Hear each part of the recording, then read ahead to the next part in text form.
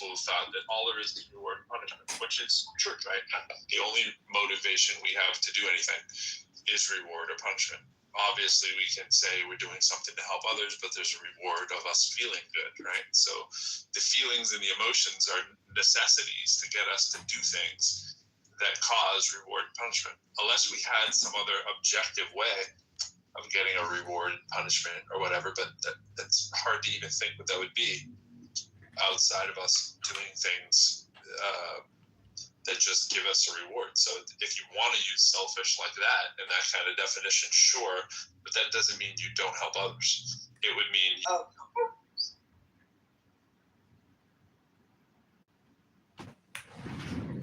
Well, look at it this way. On this app, there are people that will say if you're not engaged in deconstructing and fighting structural racism daily, you are the problem. And that's why I read. That's what I was told 2 days ago. Every day I should be fighting structural white racism. I'm just. I've never heard anybody say that either. Well, that's okay. You run your show with your green bean the way you run your show with your green bean. I mean, yelling at people on a show is hardly considered a show, but the point is, fortunately, I don't yell at people. Oh, you don't yell at people on your show all the time? Got it. Okay. I do come into other rooms. Philosophy. So if there is structural racism, well, my solution is that everybody should just read philosophy daily. Send me that YouTube channel. I'll send you what I have on healing crystals. I have a YouTube channel on healing crystals.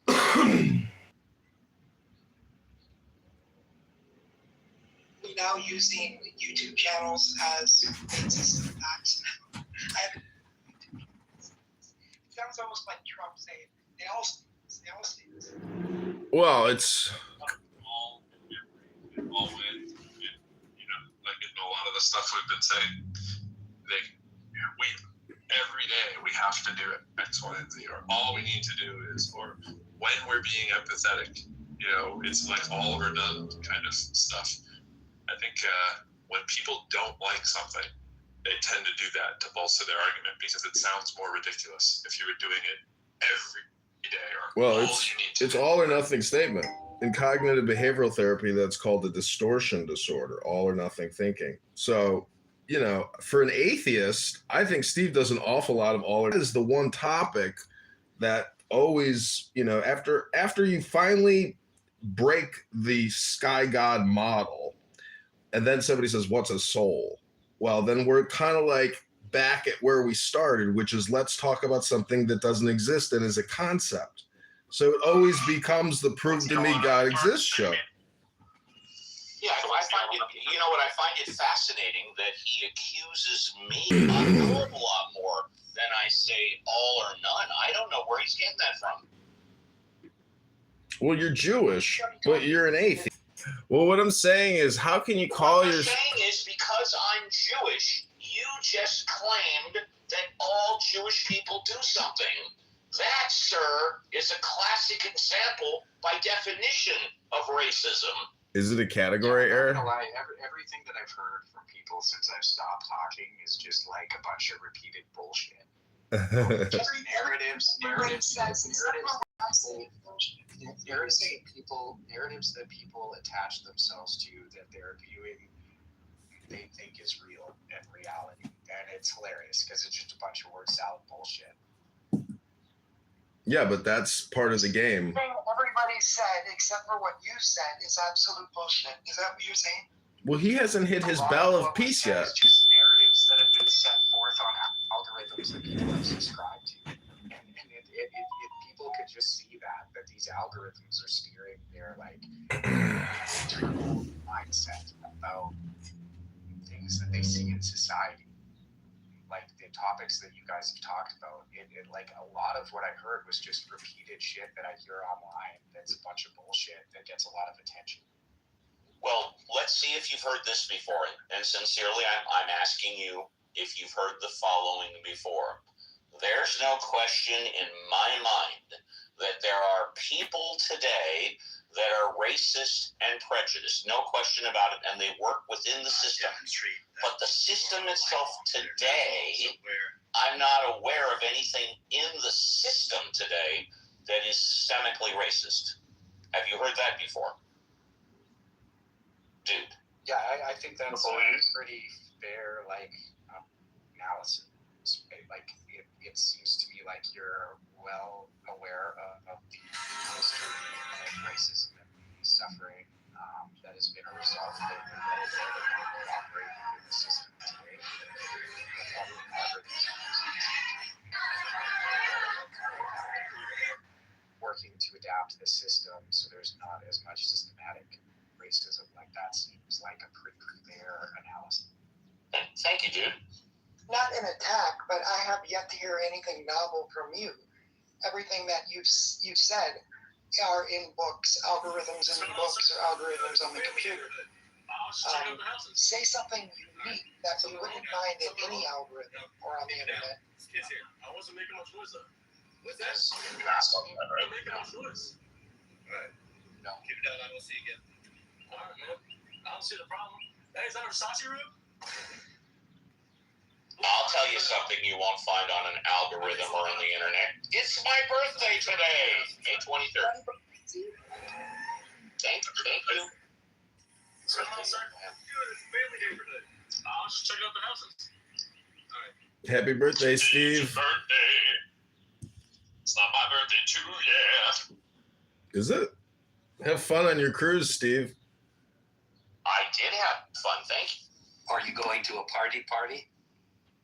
Yeah, well, I just got back from the cruise, so. Well, but I mean today on your birthday, are you going to the party? No, I don't have planned to go to the party. No, I don't have planned, no. Yeah. A violation of the rules. You're right, I'm in my mid-60s, I violate the rules, or at least those rules, yeah. Some rules. See, not all or none, some. Happy birthday, Steve. Thank you, John.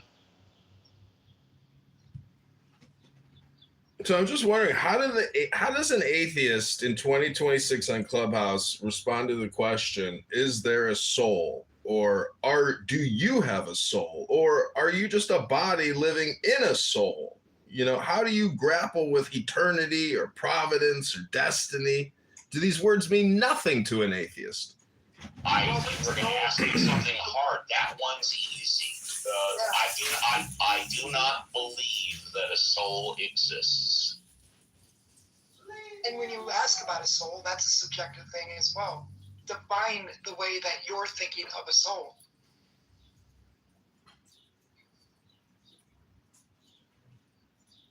When you say soul, what do you mean? What's your belief in a soul?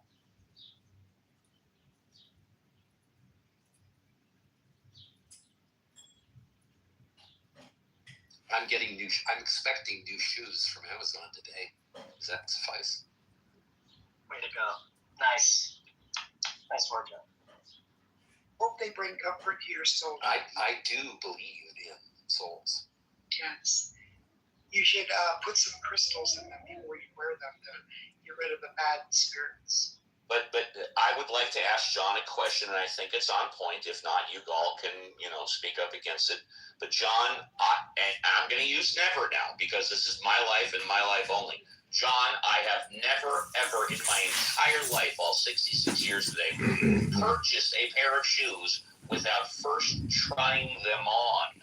How did you come to the decision to purchase a pair of shoes without trying them on? That's a great question, Steve, because the shoes that I'm expecting today are shoes that I did order without trying them on. And they're the best shoes I've ever owned. So the shoes that I'm getting today are a reorder of shoes that I now have tried on. So I've done these shoes both ways. So you've tried them. You've tried the same model, brand, size before, just not these. That's right. These are brand new shoes. I hope they haven't changed the way they made them. Thank you, John. But it's really true, and of course, the only reason you can do this is because they accept returns, right? No harm, no foul.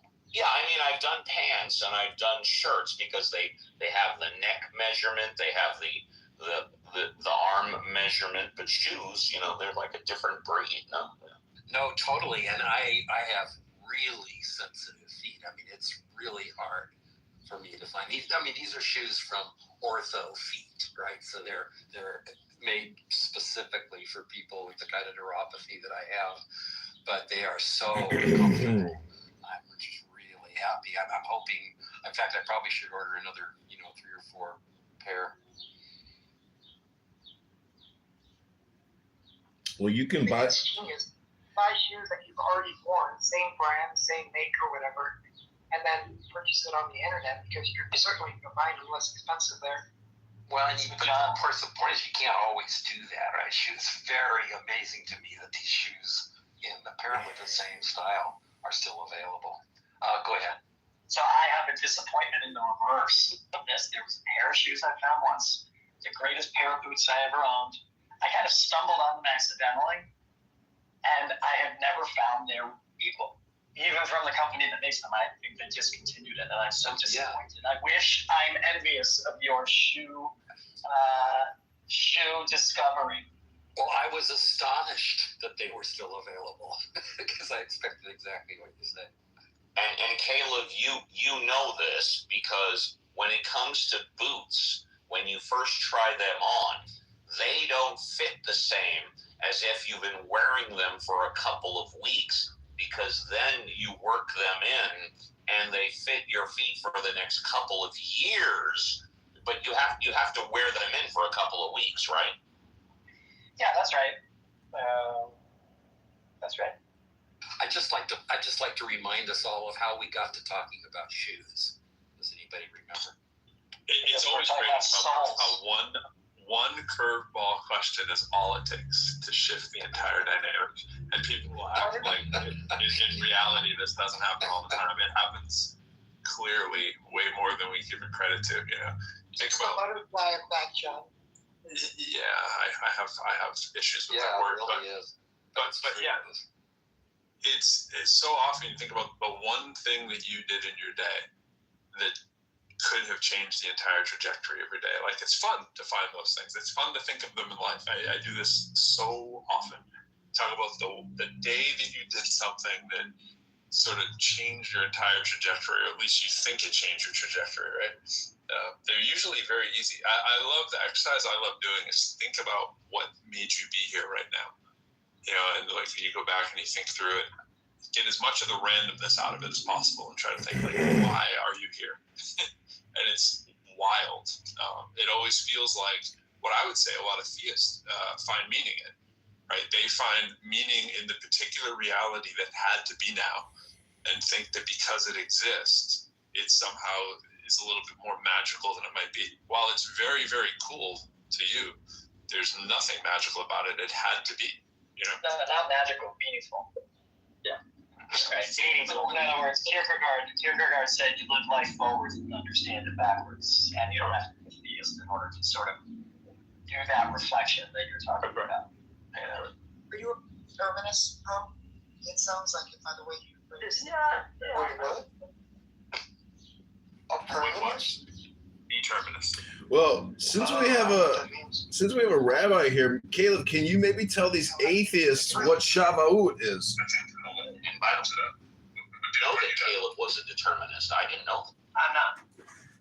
Thank you, sir. Thank you. Can you maybe tell people what it's one of the, I admit that it's one of the more challenging things to kind of internalize, right? Like whether or not you think it is or isn't. Depending on who asks me and what they mean, I usually start out by saying, yeah, sort of. Like, it could, when we get asked the question, are you a blank? Hey, how I never love those questions, right? I don't subscribe to the company and write them checks or whatever. I entertain the notion that there could be a determinist kind of reality, but I have no idea. So why would I be a belief? Hey, you brain Why would I be a belief-based person about it? And for the person that asked, my understanding is a determinist is somebody who believes that everything that happens in our lives is predetermined. Yeah. I mean, when you look backwards, it was predetermined. That's what I mean, right? That's what Caleb's talking about. But was it predetermined before I did it? No. Oh, no, why would I that's believe it? predetermined by what or who? Oh my god. It's a tough. Well, that's not included in the definition by who or what. Well, look at the Ten Commandments. Yesterday was a Jewish holiday, Shavuot, and the first two commandments are, "I am the Lord your God, and you shall have no other gods before me." So, what if you're an atheist? What in the Ten Commandments would you do away with? Is it the first two? Is it all 10? Or which ones in the 10 do you particularly not like? They all build on each other. So you get rid of the first one, and that destroys the foundation for the rest. Well, but really all of them, except for the 3 that are so perfectly fucking obvious, it's hard to imagine that anybody would need a god to tell you, right? Don't kill, don't lie, Bear false witness. all that stuff. Right? I mean, really, don't get me started on the 10 Shall not Commandments. steal. I'll read you my Don't commit plain English adultery. translation of the 10 Commandments. Honor your father. Honor your mother. Actually, you think that it's like it should be common sense, but like common sense is very common, and depending on a person's Well, childhood. that's on the algorithm. The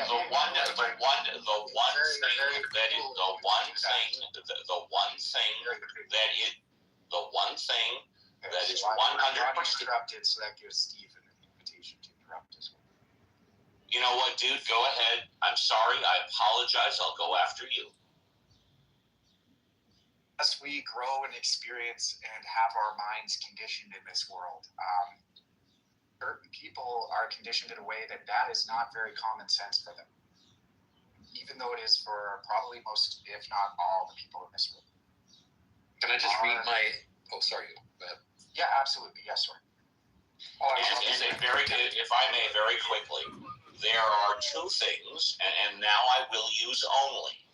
There are 2 things only that are 100% factually the same about atheists. Actually, 1. That is, we do not believe in God. Other than that, we're all individuals. I always feel like the 10 Commandments should be plastered in every public place so that people stand a better chance of actually reading them and realizing how profoundly stupid they are. I mean, here's what the 2nd commandment literally says. Don't draw, paint, or sculpt images of stuff that is in heaven or that is buried or that is in water under the earth. And if you happen to find any stuff like that, ignore it. Because if you don't, I'll fuck with your children, your grandchildren, your great-grandchildren, and possibly your great-great-grandchildren.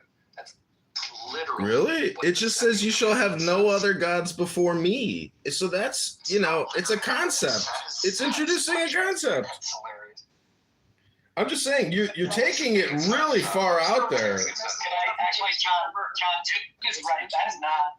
Dude is right. That is not what it says. You had quite a lot there. Well, I think I challenge anybody to tell me anything I said that is not exactly what. The word fuck did not exist 3,500 years ago. Okay, you're right. You got me. But that's why I was going to stay outside and wait patiently. What does idolatry mean? Right. Worshipping idols, right? Worshipping false And gods. how do people create idols? Through covetousness, through desire, Sculpting stuff. I mean, are you trying through to tell me desires. that what really shouldn't sculpt stuff, images of It's stuff? not talking about art. It's talking about creating idols and idolatry. Well, Yeah, so no, an idol's not does limited say to a that. physical It object. does You can not idolize say something in your head and worship something in your head that doesn't even exist in reality. The Israelites made guys. The Israelites made idols. They had idols in their own temple. But the 2nd commandment literally does not refer to idols. Yes, it does, because it says it is don't. It does because the word. And you're just gonna have to trust me on the Hebrew here, John. Okay, and I'm gonna be pedantic about I'm right, you're wrong on this one. Okay, lo ta'aseh lecha pesel. The word pesel has to do with carving a statue. Do not make a sculpture. This is about making physical images, I know, I understand. physical I get that. representations. It says, here's what it says in the version of the Bible that I know: "Thou shalt not make unto thee any graven image or any likeness of." What does graven? What does graven mean? What does graven mean? Well, let me read the whole thing. What does graven mean? Let me read the whole thing, and then we can get into the details. No, but this is the one. This is the issue we're talking about. Graven. Okay, I think graven is a sculpture. Sculpture. Graven as in engraved. Okay, so let me finish the fucking statement. "Thou shalt not make unto thee any graven image or any likeness of anything that is in heaven above, or that is in the earth beneath, or that is in the water under the earth." Okay. It does not talk about idols, does not talk about holy things. You John, can't sculpt any John, image of anything. Hey, John, I gotta say, when atheists read the Bible this way, they're reading it just like the fundamentalist literalists. Okay? You're not taking into account any of the cultural landscape, any of the Hebrew knowledge we have about the cognitive linguistics about this passage. Okay? I know more about this than you do on this. I understand the point that you're making. Okay? But the implication, the cultural implication, okay, the cultural signpost that we know linguistically, archaeologically, anthropologically, of what this would have meant to the people that wrote it and to the people that heard it, they would have known that it meant idols. And we know that it means idols because of the very next verse. "You shall not bow down to them or serve them." You can't bow down or not serve to something that isn't an idol. You're reading like the fundamentalists, and I beg you, you're much smarter than that to do that. Okay, so the next one in my Bible says in literal words, "Don't blaspheme or use profanity, because Oh, you need to read that one I again, will find John. you guilty if you do." Yeah, John, why do you use profanity all the time? I mean, I'm a 43-year-old man. What translation are you using? You're using a terrible translation. Okay, What here's translation what are you here's what it literally says. Could I give you a better translation to use? It's a very, very bad translation. Okay. Okay? I can translate on the spot the Hebrew for you if you want. And if you trust me on my knowledge of Hebrew, we could go with that. You don't have to trust my Hebrew. What translation is it, John? Well, I think it's, let's see, what is it? I think it's just from, the whatever, King James Version. It's a King James Version-ish version. No, of the you're Bible. reading it from the NIV. That's not the words of the King James. That's Well, okay, so here's the actual the version that you really want to use is the New Revised Standard Version. That is the gold standard Bible translations in the Academy. Okay. That's really the one. Read the third commandment from that. Third commandment: You shall not swear falsely by the name of the eternal your God, for God will not clear one who swears falsely by that name. Right. Okay. Fair enough. Nothing about the second commandment. Nothing about the That's idols. That's the third commandment. I know, but you said that. Yes, but we were talking about the second. Down. Excuse me, John. You jumped from the second commandment to the third. Excuse me, John. You jumped from the second commandment to the third commandment. Which commandment would you like to talk about? I was talking about the third commandment when you said the third commandment begins. Excuse me, John. Let's clarify. No. I'll just solve it real quick. It's really easy, John. The third commandment. You made a mistake, John. You misspoke and you made a mistake. Okay, it's very simple. When you said you wanted to talk about the third commandment, you began reading at the second commandment. Caleb, The second commandment. not near you more, Caleb. All right. That's all that happened. He wanted to talk about the third commandment, but began with the second commandment.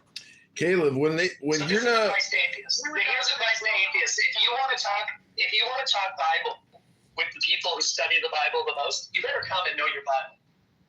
Caleb, when it says "do not make an engraved image," I put in the chat that is a way to teach people to not think of God in terms of symbols. Is that really what the commandment is trying to get at in the teaching of it? Yes, there's definitely meaning the thick meaning underneath what these commandments mean in their own cultural context. It's not simply don't commit adultery. I want to thank you for giving John a taste of his own medicine. That was a beautiful example of expertism. Well, I am an expert in this field. There you go. There you go. Hey, I had an original thought today. Well, not very original. If I'm an atheist, I find that I do not mind people criticizing atheism now. What do you mean if? To the extent that I am an I thought you were an atheist. Steve, this is not time for that. Oh, okay, so you're not an atheist. The point is that as an atheist, I in no way, shape, or form am offended. I don't feel anything when people criticize my atheism. They say atheists are bad. Atheism is bad.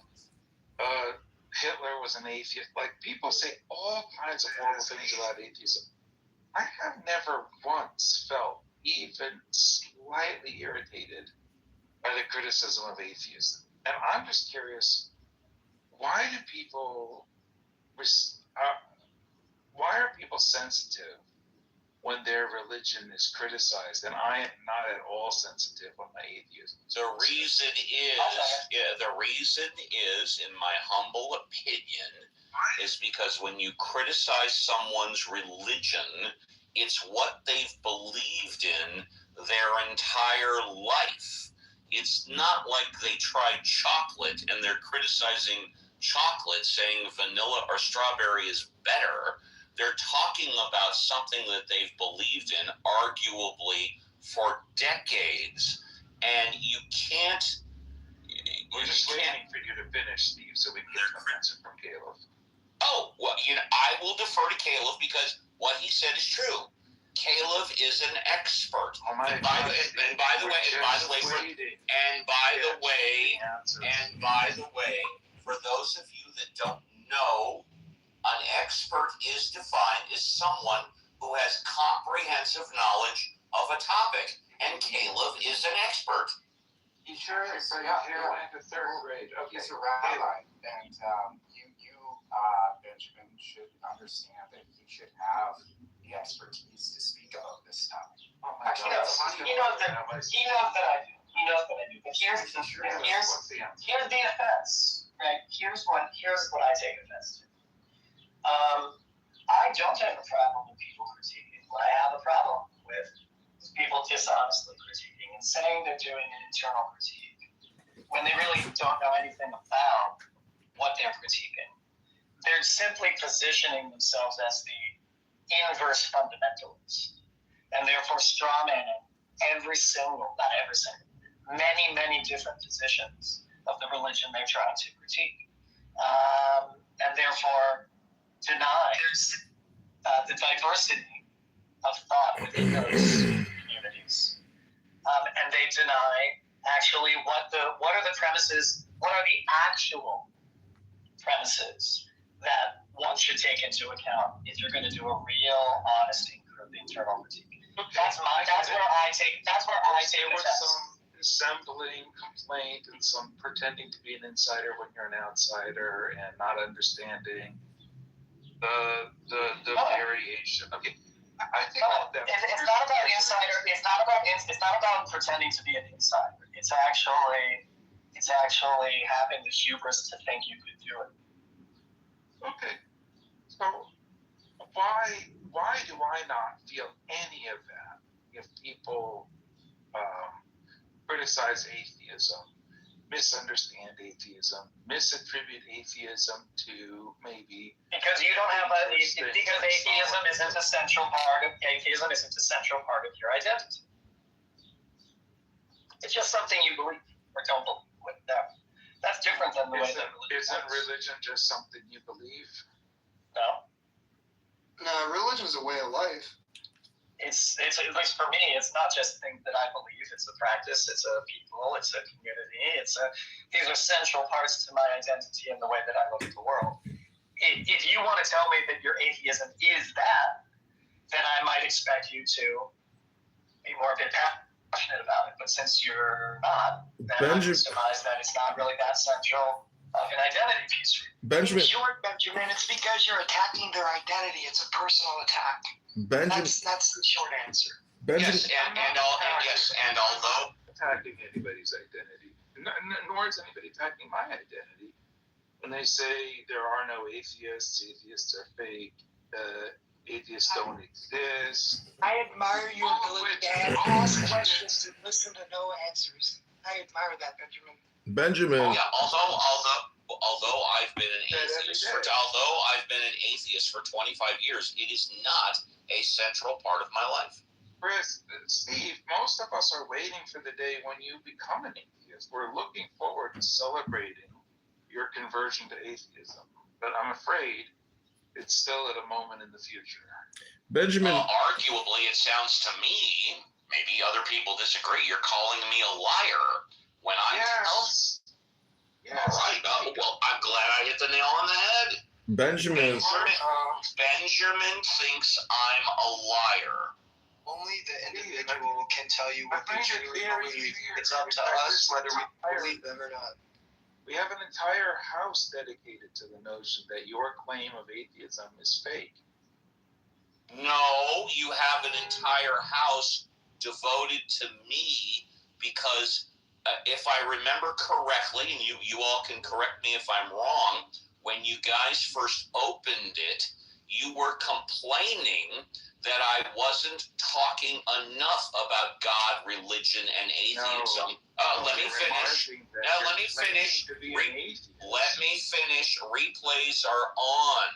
I distinctly remember multiple times the reason why the atheist house was initially created, and Pro, I'd love your comment on this, was because a lot of people said, not everybody, a lot of people said that they were confused that the atheism house was not always talking about atheism, religion, and God. Specifically me on my weekend shows, I opened it up for people to talk about anything they wanted.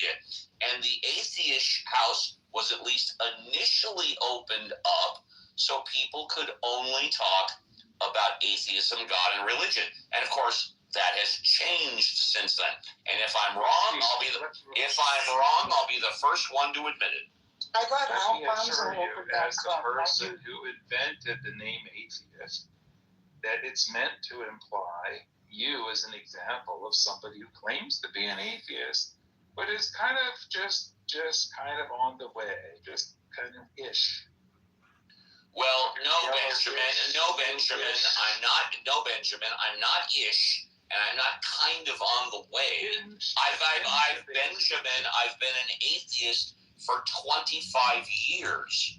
Yeah, but you've been other religions for all of that time as well. No, Benjamin, I've only been one religion my entire life. What the fuck are you talking about? Which one is that, Steve? Like you don't know? You don't know? I'm just waiting. I'm waiting for you, the atheist, to say what religion you are. Go ahead. I'm born a Jew, raised a Jew, currently identified as a Jew, and I will die a Jew. There it is. You're religious, Benjamin. I think that's for your. I think one could be, but Steve isn't. well, Benjamin, how is religion any different from politics? Because there is this communication network, and there is a hierarchy. And so, even in this room right now with Green Bean moderators, we have a political element to who is in charge of the censorship, who is in charge of the leadership. And so, Benjamin, when you ask Steve and you claim that he is atheist, as if like you're trying to define him for the sake of outing him or something, I think everybody I'm not likes. outing him. He brazenly claims to be Jewish and atheist. I know, but you've never heard of a paradox, Benjamin? Can't a man just be contradictory without always being, critically analyzed for it? Isn't that just part of life? There's nothing contradictory about being a Jewish atheist. Nothing. And there's Actually, Benjamin, let me try to go back to your other question. Now, people are going, if this is one. it really, the fact that in Jewish culture and Jewish identity, you can be a Jewish atheist, and that's not a contradiction, is really irrelevant. What's relevant here is you telling other people what they are. That's what people get annoyed with. Right? So and I don't know why you have this kind of bug up your butt about telling people what they are. Right? You actually, it's very strange, right? Because you have an allergy to the kind of identity politics that they talk about all the time, and identity. So I think John was right. You're trying to out somebody. Lord, you have an identity. Yeah, That's why people get annoyed with it. Yeah, sorry, Caleb.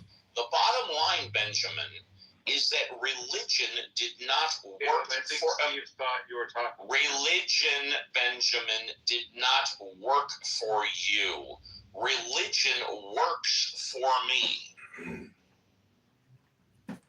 Yeah. All right. Let's talk about something. I want to respond to Caleb's point. Respond, come on, guy. A good point. Identity is not something you claim. It is not something you are. That's bullshit. Identity is something you negotiate. Which is to say claim. You don't negotiate it. You navigate it. What are you talking about? Because some checks are cashed and some checks are not cashed. Steve is trying to cash a check at the Bank Benjamin. Don't bother. Don't worry about someone else's cash. Don't worry about anybody. Don't stop it. It says he's an Stop it. atheist. Stop it, Benjamin.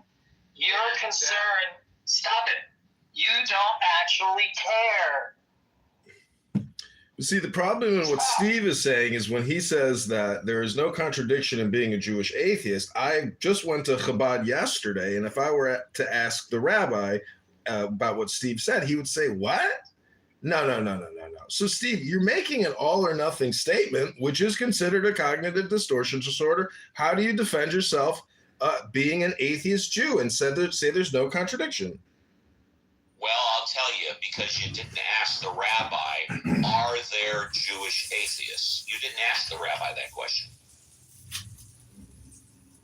So I suggest that next time you go to Chabad, you ask the rabbi, do Jewish atheists exist?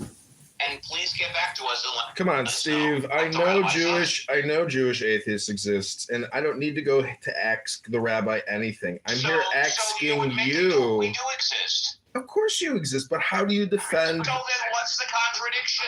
Because according to cognitive behavioral therapy, it says you're making an all or nothing statement, and that's considered a cognitive distortion disorder. Do you not have ears?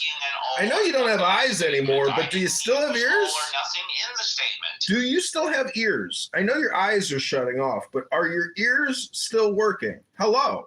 Okay, here it is. My thoughts on God are atheistic.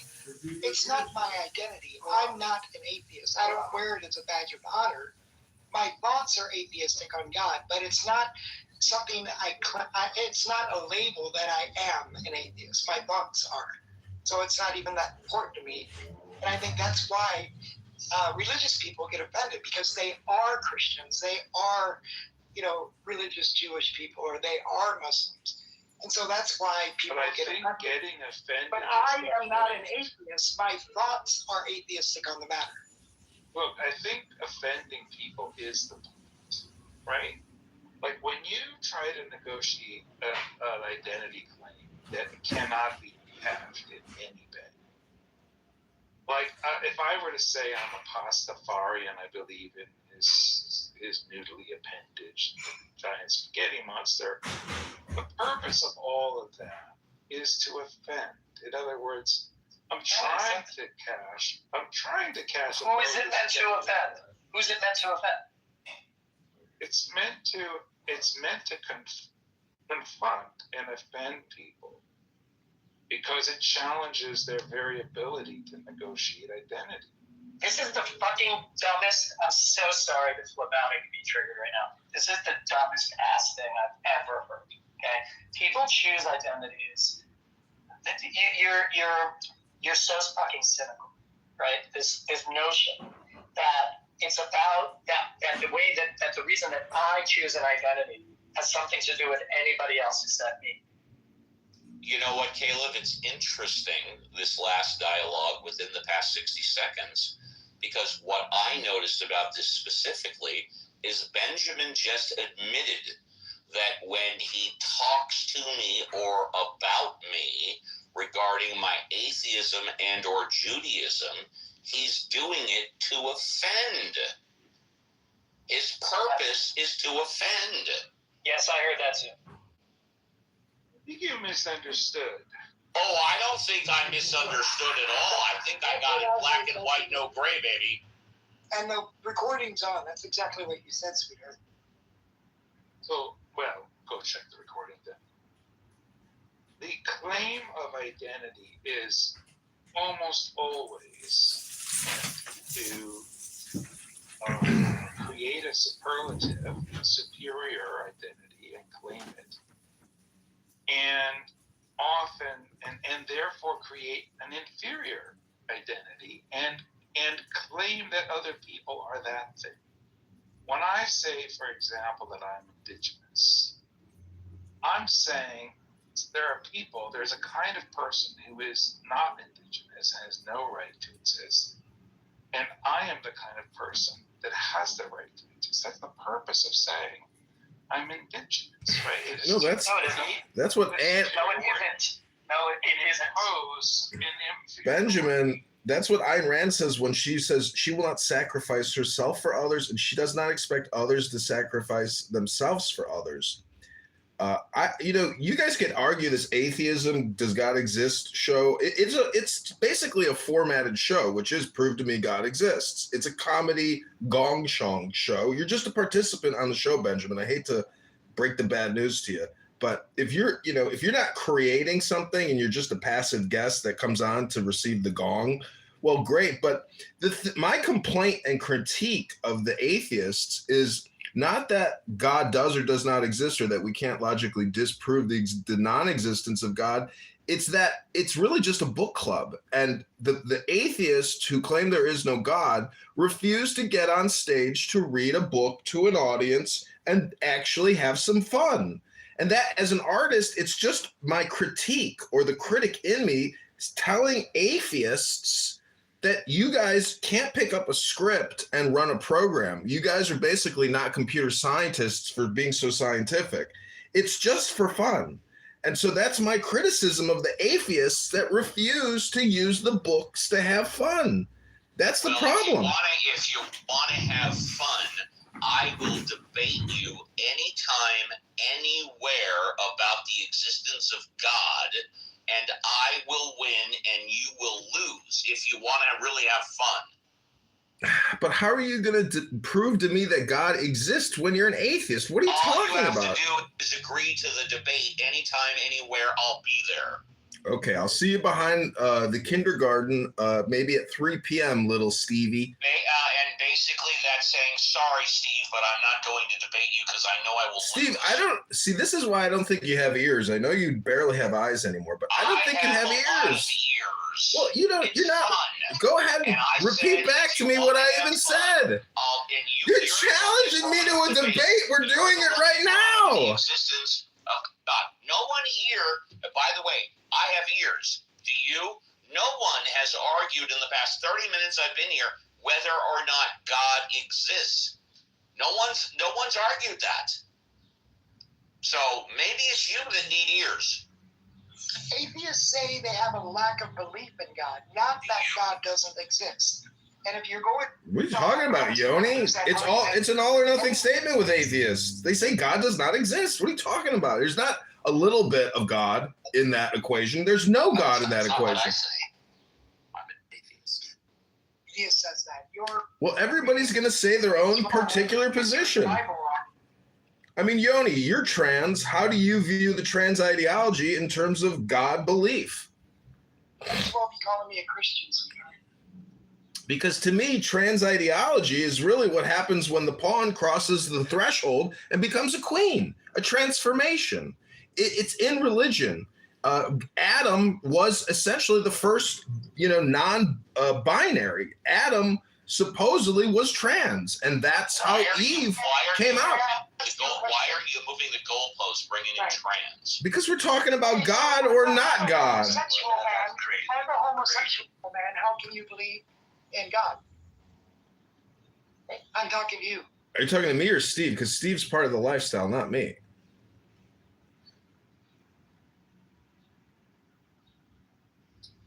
The bus officially went off the fucking cliff right there. Oh, this must have been off the cliff. So what's your proof that I'm trans? I mean, that's what you believe. Now, give me the proof. It's my opinion you're trans. Oh, okay, yeah. It's in my opinion, you're a homosexual. So, I mean, we're good. Oh, well, I can quickly disprove that if you'd like to know how. I can prove I'm not gay. You guys are all How do you disprove a concept? So just to correct that and go back to the title of the room. And part of what we mean by, or what I meant by the Reality Restoration Project is not choosing to believe in things that you don't actually have any kind of evidence for. As a general principle, getting back to stating things that can be verified, not things that you believe, right, or things that you like. Largely what we're saying, I believe this, or I believe that, is that, I am going to go on the record and say, I think this is a thing, even though I don't know. I'm just saying, refrain from that. And a lot of the language that's been here too has been, you're lying, which tends to happen all the time. People get hot and bothered.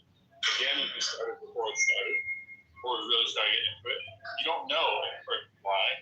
They could be stupid. They could just be wrong, right? So, I get it, but since we know that God is a concept, how do we disprove a concept that doesn't exist? It's just a concept. It's like the ego or being gay. They don't exist. I think you are so-and-so. You're just a person thinking the thing with no verification for it. That's fine. Think what you want. That doesn't make it an opinion. It makes.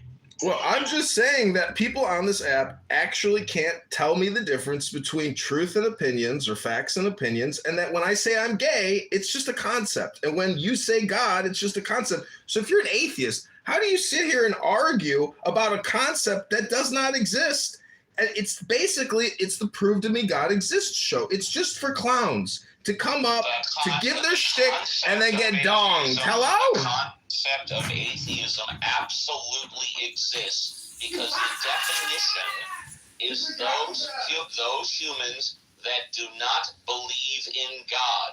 There are 500 million humans that do not believe in God. Therefore, it does exist. What the fuck are you talking about? Okay, so I haven't said anything, but I just want to jump in real quick. Atheists wouldn't exist without God. Okay? That's beautiful. I love that.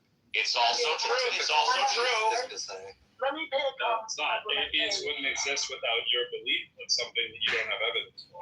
a quick comment. Give me the joke, bro. This is a compliment. I admire your confidence. That usually comes along with competency when you're talking about philosophy. So I just wanted to let you know I admire you. You have realized. Oh, Ray! Hey, Ray! He's here. I just want to say something. Go ahead, Riri. I think the Americans are very pathetic. I realized Middle Eastern are white. I was so confused, like the Scottish, Irish. Like, I think if you're from Egypt, you're white. If you're from like Greek, you're white. I didn't know that. How come? Oh, Riri, you were just trolling chillism an hour ago, and now you're in here going to do the same thing, No, but I'm right? saying it. If you're Greek and Portugal, you're white. How is that possible? Listen, if the conversation about okay, so listen, there's an expression that says the more you think, the more you speak, the further from the truth you're going to get. So that's why I go back to this universal joke about God, meaning that if you create content about atheist versus theist debate, it's a great format, but it's still a yin yang, or you're basically united. Back to that point. Hello? So you said the more you speak, the further you get away from the truth. You're the one speaking the most in. That the history of categorizing people is a history of denigrating the other. What'd you say, Willis? Well, I was hoping to get back to the point with Caleb, which is this notion of categories. When we categorize people, the history of categorizing humans is a long history of denigrating Yeah, absolutely, yes. the other. I just wanted to know, like, I'm European. Like, I'm not here for the Riri show, whatever that is, but I do want to have a substantive conversation. I think we are having a substantive conversation. I'm not here for the. Benjamin, you're not a moderator, unfortunately. You can try to control and direct the conversation. However, we have to get to the crux of the matter. It looks like he did. It looks like he did. Somehow she magically went away. I have no idea. Control, though. But anyway. She's a highly intoxicated, highly obnoxious person who has no value. I'm not necessarily here for the Benjamin show. Oh, I got moved. The show's over. So I got a real quick question for Benjamin.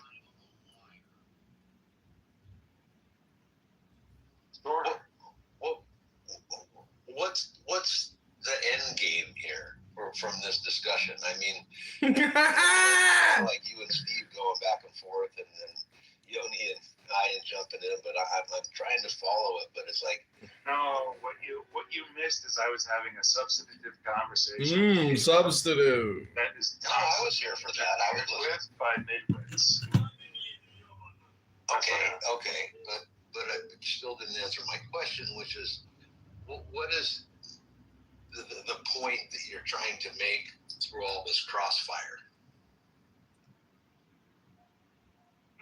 Look, the epiphany I had today is that I have, like, you know, if I was going to fill out the box, what religion are you?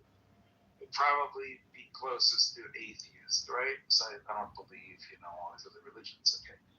So, but what's weird is that the fact that I am labeled an atheist, because I don't believe in God, does not bother me.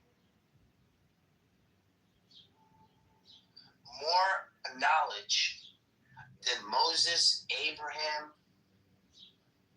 Solomon. I would imagine, yeah, based on the lottery, they probably do a lot of that pre-qualifying stuff on the front end. Probably, yeah, probably Like, right. make sure, You guys yeah. apply and find out. Just see. Ladies, good afternoon, ladies, moderators. I came to be less social. I heard yesterday I was the topic of conversation. I was invited to your room yesterday, but I arrived too late. It had ended, so here I am in the flesh. Hello? You were invited to what room?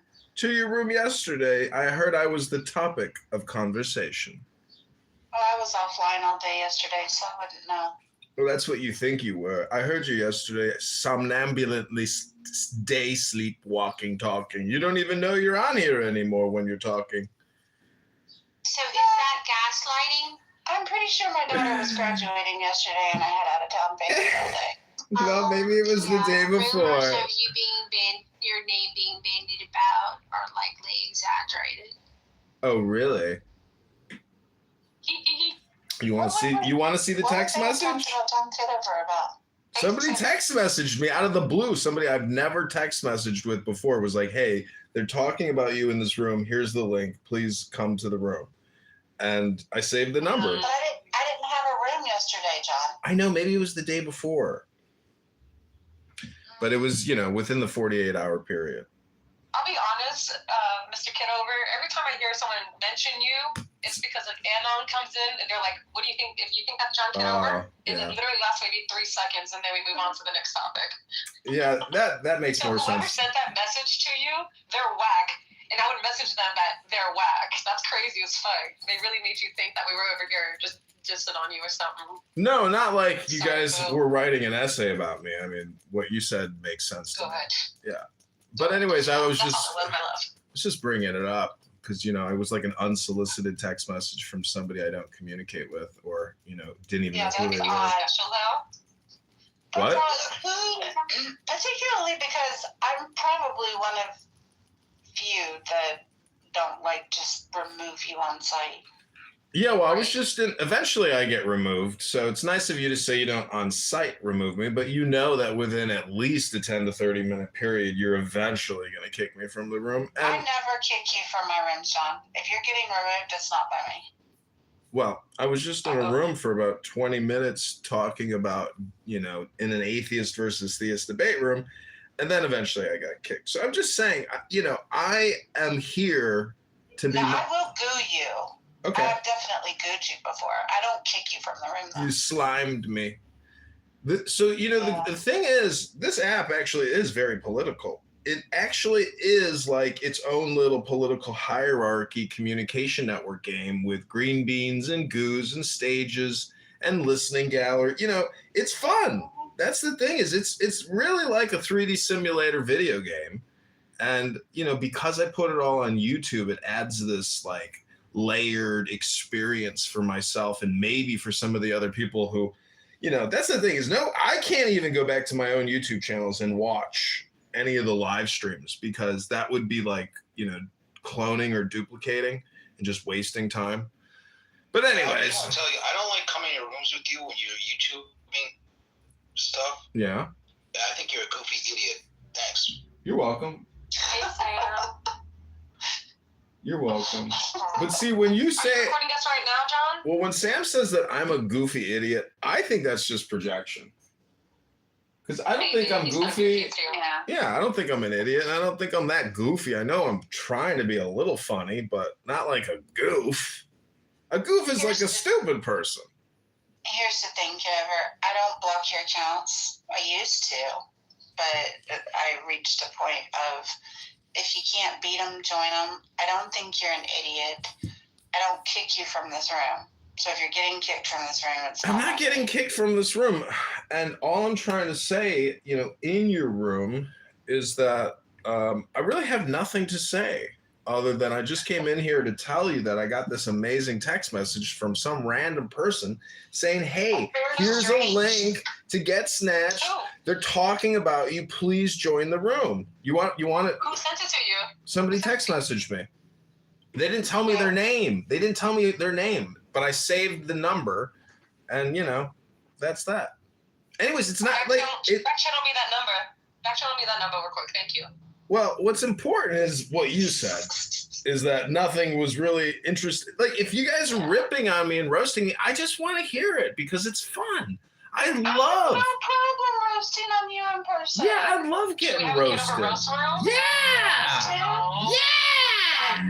Change the title. Let's roast John Kitover. Let's roast up John Kitover for brunch. The roast of John Kitover for brunch. That sounds like a good time. That's a great room title. Can we change the title? Kitover roast beef. It's the Kitover roast beef room. No vegetarians allowed. That's right. I think we need to do something exciting. That's true. We need to have a little. Come tell Kitover how you really feel. I like that. Let John Kitover help you process your lack of emotional intelligence. We should even mod Kitover just once. Oh, don't tempt yourselves with a good time. Except that he'll just boom the room. What are you talking? I'm not gonna boom your room. I'm here filming content. I feel like there's probably, you tell me if you think this is true or not. I don't know that there's anything anybody could say to you that you haven't already heard. Well, that's what I told That's what I told my psychiatrist after I was 5150. I feel like I've heard everything anyone has ever already said, and there's nothing new that's ever going to be said. And he was like, uh-oh. Don't you feel like they all say the same thing? I don't consent to your permission to record me, Mr. Kitover, and you're a disgusting, weird, creepo pervo who sits in your underwear on Instagram. I just feel like they all come with the same freaking spiel. Sometimes he wears a ball cap, You know what I'm saying? Yeah, I got a lot of different hats. It kind of shows the progression of time on my YouTube channel, and I also, I like it. yeah, I like covering up my bald head because when I see my bald head versus my head with with a hat, I'm like, I look a lot better with a hat than with a big shiny forehead. Dang, you can't rock it? Dang. This isn't a Pitbull concert. So, Rabono Shalom, social less, I say that's really what people need, which is the book club. And my argument in the atheist theist room is that whether or not God exists or does not exist, most of the complainers who are atheists refuse to pick up any book and read any of it in a performative, artistic way. So what they're really refusing to do is to have fun. And their fun is dunking and roasting theists, people that like the books. So it's a pathetic position, usually inhabited by blobs, men or women who are blobs. And, I got to get my schwitz on soon. That means I'm going to go for a power walk, make myself another espresso, and get my sweat going. And then I'm going to go do some yoga poses and pull-ups at the park and push-ups and dips and sit-ups. And then maybe another hip rotation and another hip rotation. Then I'm going to pull on my hamstring. Then I'm going to do some sit-ups. Oh, it's so beautiful outside. Rabono Shalom. Nice.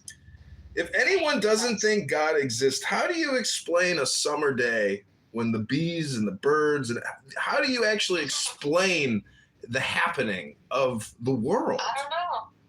I don't think they have ears. To get out there and observe the happening in the world. To Earth. even That's contemplate Earth. explaining the happening. Earth.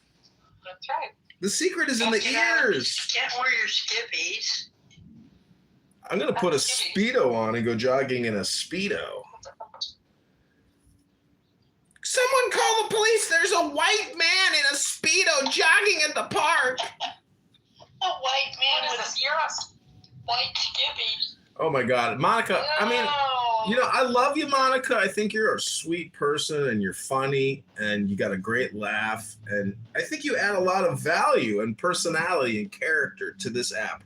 But the other day, for 2 hours talking about that stupid bastard at the park who decided to start feeding treats to the Karen who took the dog off the leash. I've taken my dog off at the beach, and the same experience happened to me. There's always that yin to yang and reversal and opposite of the universe that matches you when you decide to take your dog off leash. That's because of personal responsibility. When a dog owner doesn't value their dog and lets their dog do discovery on its own with no, ownership intervention, that's when problems begin. So anyways, I'm just saying, to talk about it for so long, what a waste of time. We all know that if you are a dog owner and you mistreat and abuse your dog by taking your dog off leash so it can be harmed, you are a jerk. And that Karen is a jerk. Keep your dog on leash and don't let assholes at the park or the beach that want to call you out on your shit, don't let them call you out in the first place, because don't take your fucking dog off leash. Maintain control. Practice personal responsibility. Hello. And I think Serendipity said the same thing, right? That's right. That's right. Cleaning up after your dog. I mean, that too, because I can talk unbelievable. But I will just say, in Monica's defense, when I took my dog off leash at the beach, I was the only one there. The fucking guy ran from the boardwalk to the beachfront and was screaming at me. And my dog was the most innocent, non-harmful, non-aggressive, small little nothing. And this guy, he's like, a dog bit me at the beach a week ago. He was a beachfront Karen. And, I was actually kind of worried because, if he called the police on me, I didn't want to get a ticket. So I picked up my dog and I left. But that beachfront Karen was very annoying. And he's lucky that I'm not an aggressive, nasty person. And I just wanted to avoid the conflict and de-escalate. So I left. But there are people out there that will not de-escalate and they will enhance the conflict. And that's the problem with maybe some of the people that have green beans in this room right now, instead of de-escalating for peace of mind and your own well-being, I think some of you ladies may have in your past, unfortunately, escalated a situation instead of de-escalating. And therefore, we should. well, maybe not, because really it's your experience. And so from your experiential perspective, it's also my decision, right? It's also my decision. But is it a smart decision? Right? Is it a smart decision? That is it your best choice to make? That's what I'm questioning. To decide, don't you think? Because what if I escalate on somebody who is just, you know, a troll or whatever on this app, versus if I were to escalate on somebody who is well-renowned doctor and has a Nobel Peace Prize, then maybe I can hear the argument on what's smart and unsmart. But that's a relative decision to somebody who has an autonomy. Well, you have your autonomy. Decisive people, right? You have your autonomy, and you will always be in charge of your choice. I am merely a critic trying to suggest that to optimize your choices, good books and philosophy, as opposed to clown house scumbag, annoying schmucks who just don't stop talking on this app as if their advice or life experiences in any way, shape, or form shape your experience for a better way. It doesn't. Listening to Brad talk about jumping into a pond to take a selfie with an alligator doesn't make my life any better by listening to it. But if it's content on YouTube, it's got a little value, just a little. That Brad voice is a turn on. Go ahead. Girl. Well, he told Bima yesterday. Saying you're asking us not to listen to what Brad is doing when he goes on these diatribes and these monologues and these long-winded tantrums. Well, he told spewed with vulgarity. We get it. Like he told Bima yesterday he was gonna shove it up her ass. And Bima got excited. Bima was so happy. I find it amazing how people see, like, you might mix with somebody that you've danced with before, and that's part of life. But I'm just saying, I think eventually this app will shut down and that these conversations will no longer take place, and that all this communication network will completely disappear as if it never happened to begin with. Because I remember what my life was like before this app, and I was very happy, and I was doing my creative thing. But because of somebody I knew that was using this app and knew I was a creative person, said, you got to come on this app. And all I can say is that person ripped me off for $10,000, but eventually they gave me my money back because I told them what would happen if they didn't give me my money back. And they agreed that my legal, notification was of sufficient harm to their position. And they said, okay, I'm going to give you your money back. So they gave me my money back. All I'm saying is I was happier before this app, and I will be happier when this app shuts down. And the other day, a week or two ago, when this app shut down for 2 hours, I was so happy. I was so happy. John, I've given you a lot of floor space, but I do have one quick question about the statement that you just made. I was happier before Clubhouse came along, and I will be happier after Clubhouse is long gone. Do you think there's a little bit of accountability in that you could choose that happier at any point in time? You don't have to rely on other people?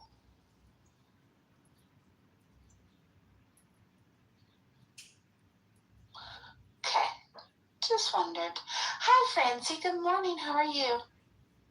I'm good. It's afternoon, my dear, but yeah, I've been doing some housework and continue to just roll on. I came on Clubhouse this morning and it was a little chaotic. I think Vera was around to see that and Joby, and it was like I went into 2 different rooms. I don't need to say where, but it was like I felt like I was in preschool. And I'm not kidding. Like and it was mostly men that were talking, but they were talking baby talk. It was so odd, but then cussing and talking about getting drunk and stuff. But their voices were like baby talk, and it was like, you know, it's like 7th grade boys behavior. It was kind of like that. Zero and Chubby, maybe y'all. And then I went to another room and it was the same thing, and I just thought, I'm losing it out my mind. Are there any adult ones who laugh? I know. I was gonna start a room too, but serendipity pinged me. Oh my goodness gracious. Just, girl, I started some mess this morning too, a little bit on this app, so I was like, I gotta get away. I can answer your question. Serendipity, I think there's some projection in the question that you asked me. You know, I would ask you to ask the question again, and then ask yourself the question. There's zero Hello? projection in my question. Let me tell you something. I was not, here's the difference between you and I. I was not happier when I came to Clubhouse. There for a time, I think I needed the socialization of Clubhouse amongst peers that didn't intimately know my situation. And I generally work pretty hard to curate the experience that I have here. And when the net benefit or the net negative outweighs the net positive, I will be gone. That's the difference. But you're the one that said I was happier before and I will be happier when it's long. Yeah, that's what I said. I know what I said. I know what I said. I'm saying that it's still just your opinion that there's a difference between you and me. You know, right from the very beginning of your statement, you said, here's the difference between me and you. Well, it's just your opinion that there's a difference between me and you. No, I heard what you said. I'm getting to the first part of what you said. It's just your opinion.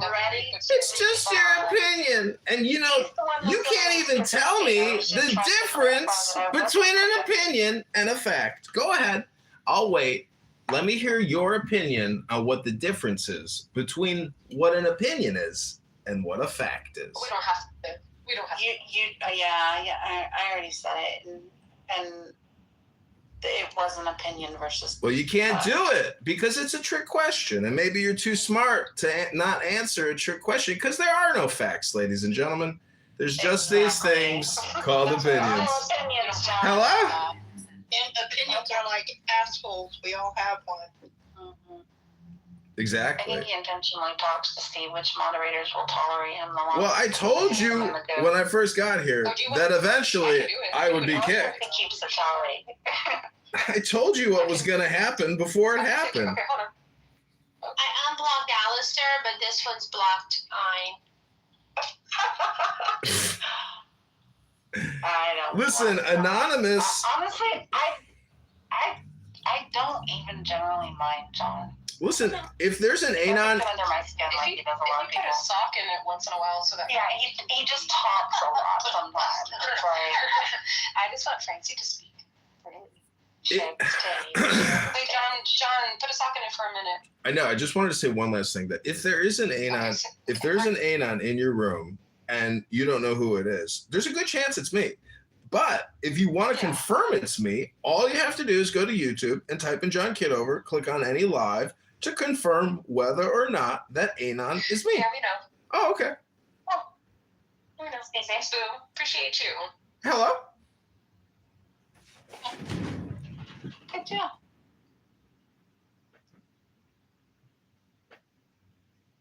Monica, you were saying? That I blocked this account, but I unblocked Alistair.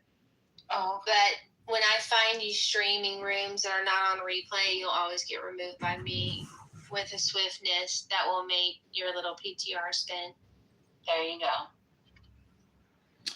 A PTR spinner. But the thing is about the anon is you can't kick out an anon and you can't stop me from live streaming your room. So Serendipity has the right type of attitude when she says, I just gave up because what's the point? And that's the truth is you never should have cared from the beginning. And that's a you problem. That was me. If I want to have a Kitover free room, I just have them in the house. That's all I have to do. Right. We've learned to get around this. You know, it's Yeah. cute, John, that you think that you're like teaching us something. No, we're allowing You to. haven't gotten around to anything. That's the point. You've gotten around nothing. You've gotten around nothing. It's so silly to me. Like it's just so funny. I know, it's so juvenile. It's so pedestrian. Francie's talking. Let Francie talk. I just want to know, this is for the whole room.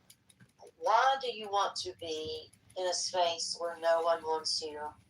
If you're getting the signal that you're not welcome, and that's Francie, because that's what the Bible tells me to do, Francie. And I know the answer to that. That's what the Bible tells me to do. For everybody to think about. I read the Bible. The Bible told me to do it. I don't know. Mocking God is not really something It's not mockery, Francie. You want to hear the verse? That's your opinion. It's mockery. You want to see the verse? Hello? You didn't even ask. You didn't even ask. You just said it's like your opinion or something. I think I got a shelf space, like a life space. Like when you buy food, do not use after this date. Very rarely does it say that. So some people risk it, spoiled milk. So Francie, I'm just saying that if you want to know the verse, you could ask me or Google. Look it up. It's from a book. Many people on this app don't read books anymore. So if you read a book today, you're in the top 1%. Did you just quote the Reading Rainbow? No, but the other day when you were in my room, Monica, and I was reading from a book, and then I got to that part about reading from books and how important it is, you left. You left the reading room. I will always leave you, John. Okay, one of the reasons why I was so patient was I did just complete a text conversation with Bima Monica, so I think How's she? Yeah, she's good. She's fine. Nothing dramatic. Nothing problematic. She's just got some stuff at home going on, and she needs to redirect some attention. Alrighty. Mm-hmm. That's it. Well, it's exhausting having to water It's up. always a good place to come when you need to be heard. I appreciate that. Yeah, that's true. It is basically free talk therapy access to your psychiatrist's office anytime you want it. And that's part of the problem. Because the truth is that people who come here to get their rapid release dopamine from talking, I just jumped into a lake and took a selfie with an alligator. I am Viking. America! Hello, Brad. America. I went out with a Hollywood actress once. And she was useless. We went out deep into the forest and I said, here's a small shovel. Dig us a slit trench so we can take a shit.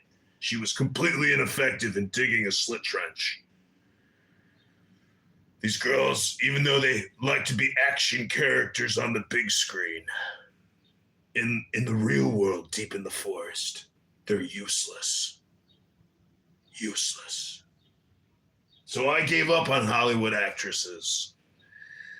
I gave up on them completely because they are useless. Useless. I am Brad the Viking Warrior! Not a Monica,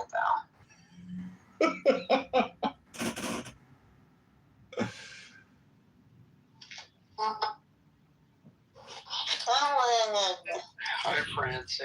How how are are you today? Good. How are you? Fine, one of my favorite people. Thank you. You too. But John, is that you? Yeah, that was my Brad the Viking Forest Warrior speech from yesterday. I'm sorry, I didn't hear it. I was using speech to text to message someone. But I did want to say, you probably missed it, but when Clubhouse was actually normal, the Ayn Rand Society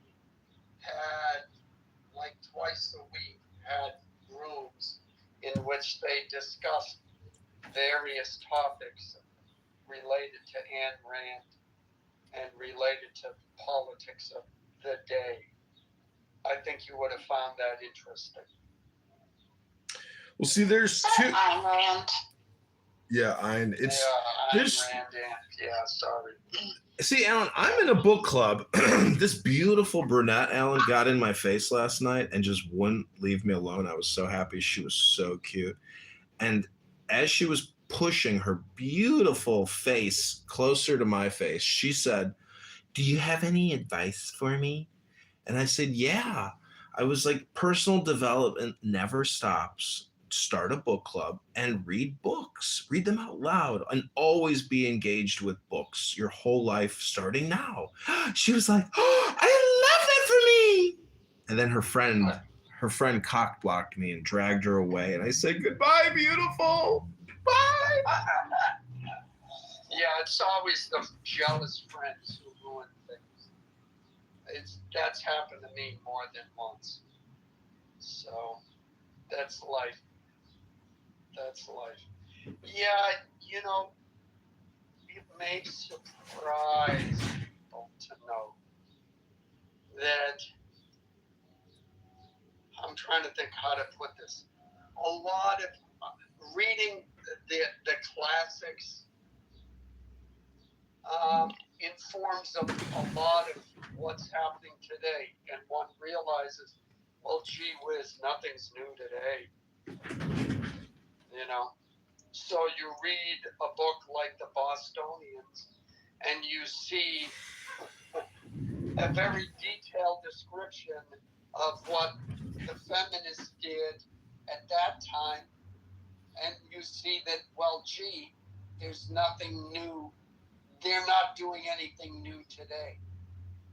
Or reading a book like The Idiot by Dostoevsky and realizing his commentary on atheists or liberals from the 1800s is no different than anything happening now.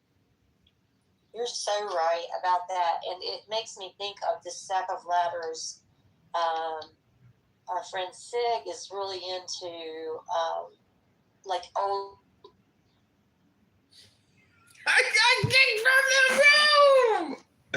I got kicked from the room. I said it was going to happen. It happened, I think, 30 minutes in. Extending the railway. Time for a new anonymous show. Time for the anonymous show. Time to go. Hey now. And they put a university out there. So it's the same thing. But Fresno might be impacted. Everything else. We got you, Monica. We got you, Monica. Monica. I've seen it happen. And I was wondering why Merced kind of like all of a sudden blew up. It's because people can't afford to live in the South Bay, so they go more inward. You can't do Santa Cruz, right? You got to go inside, and what's there in between farmland and the Silicon Valley is Merced. Hi, good afternoon, guys. If it's a good time, I wouldn't mind responding to the question that Tiffany asked earlier, because I thought it was quite interesting.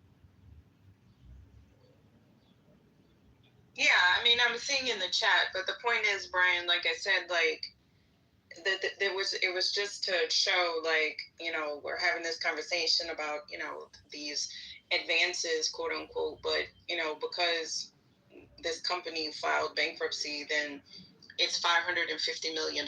So anywho, I've read the article. I actually was aware of it in April. It's just something that's very sad to me. It's just something that's very, very sad, So, it's just unnecessary.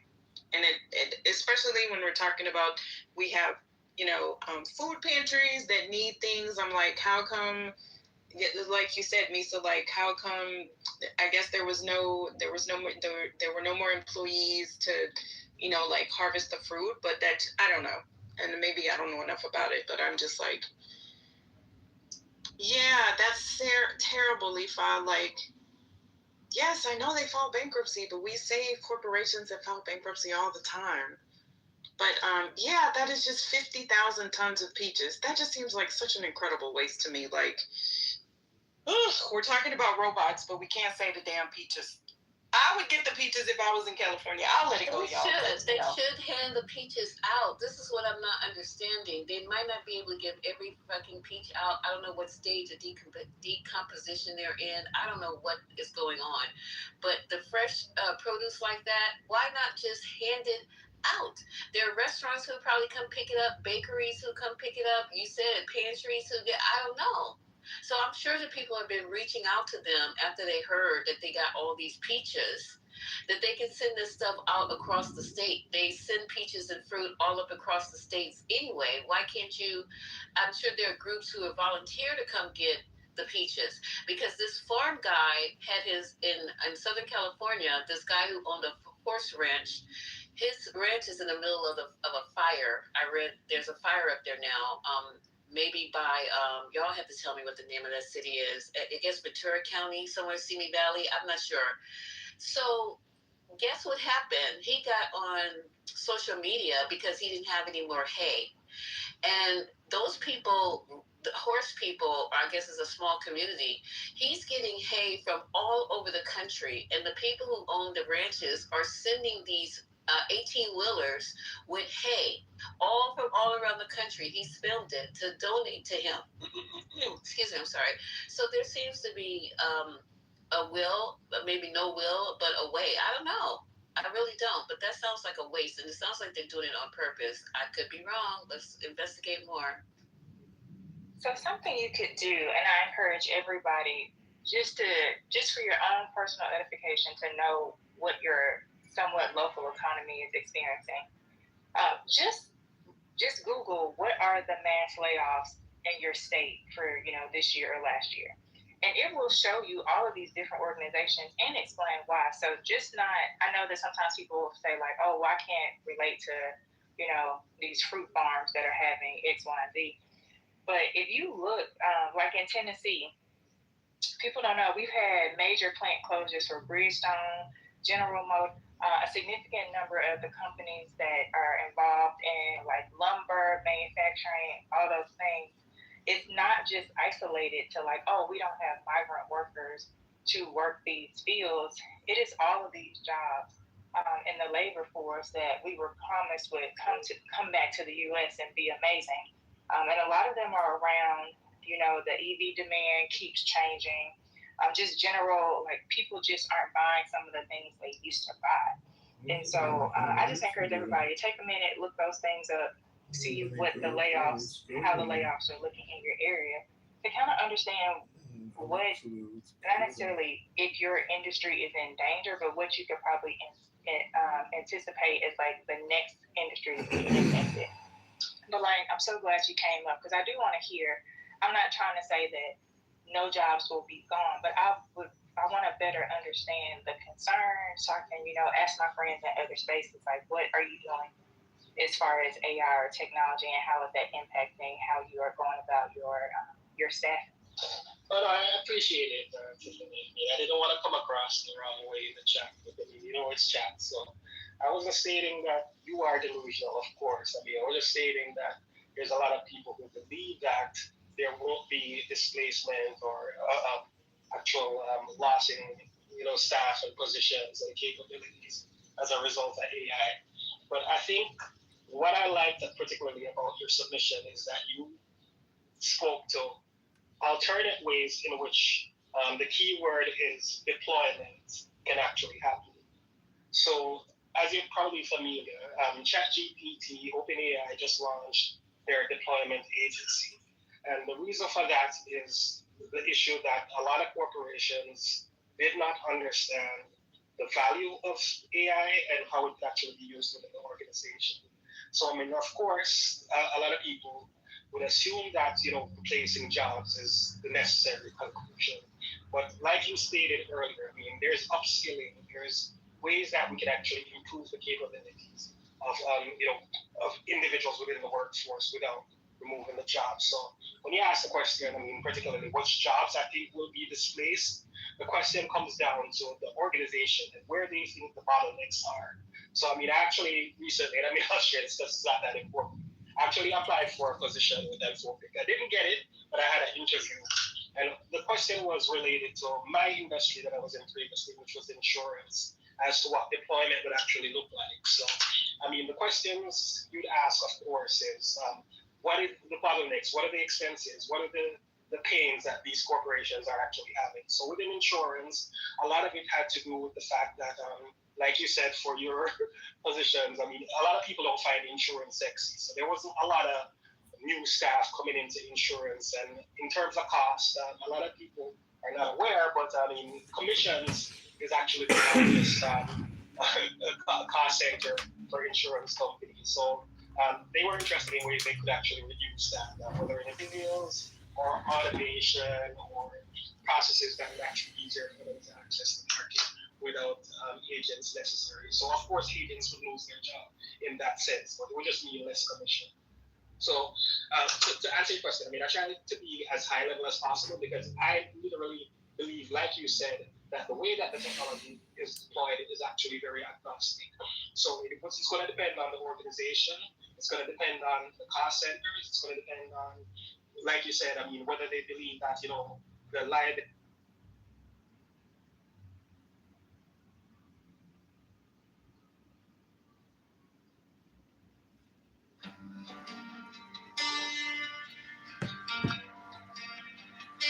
Now ye shall know that the chosen priest, the axle of infinite space, is the prince, priest, the beast, and in his woman called the Scarlet Woman is all power given. They shall gather my children into their fold. They shall bring the glory of the stars into the hearts of men.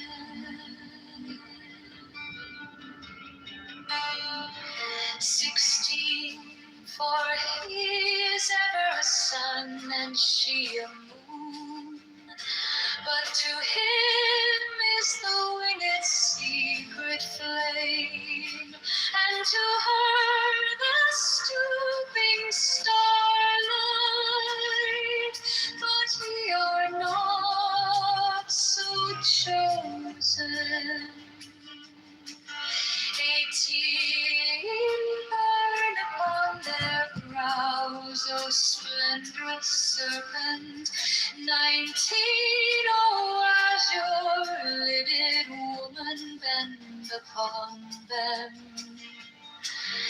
20, the key of the rituals is in the secret word which I have given unto him.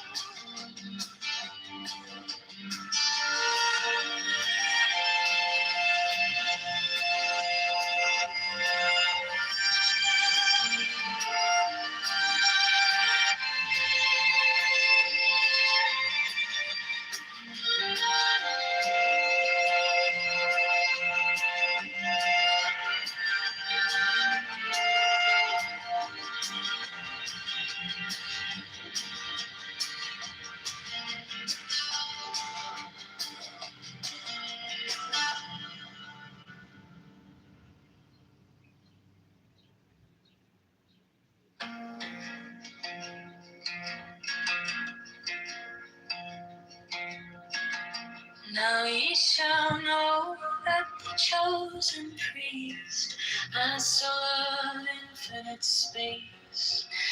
What up, Joe? I just got kicked out of Serendipity's room by Monica. Monica? Bunch of Karens, in my opinion. What are you doing today? I'm just doing some computer work. I was watching Trump speak right now. Did you see Meta? You live in Louisiana, right? Now I live in Alabama. I used to live in I used to have a good friend in the Army from Shreveport. He was a very, very cool guy. But Meta's $10 billion Louisiana data center is getting $3.3 billion in tax breaks, more than 7 years of the state's entire police budget.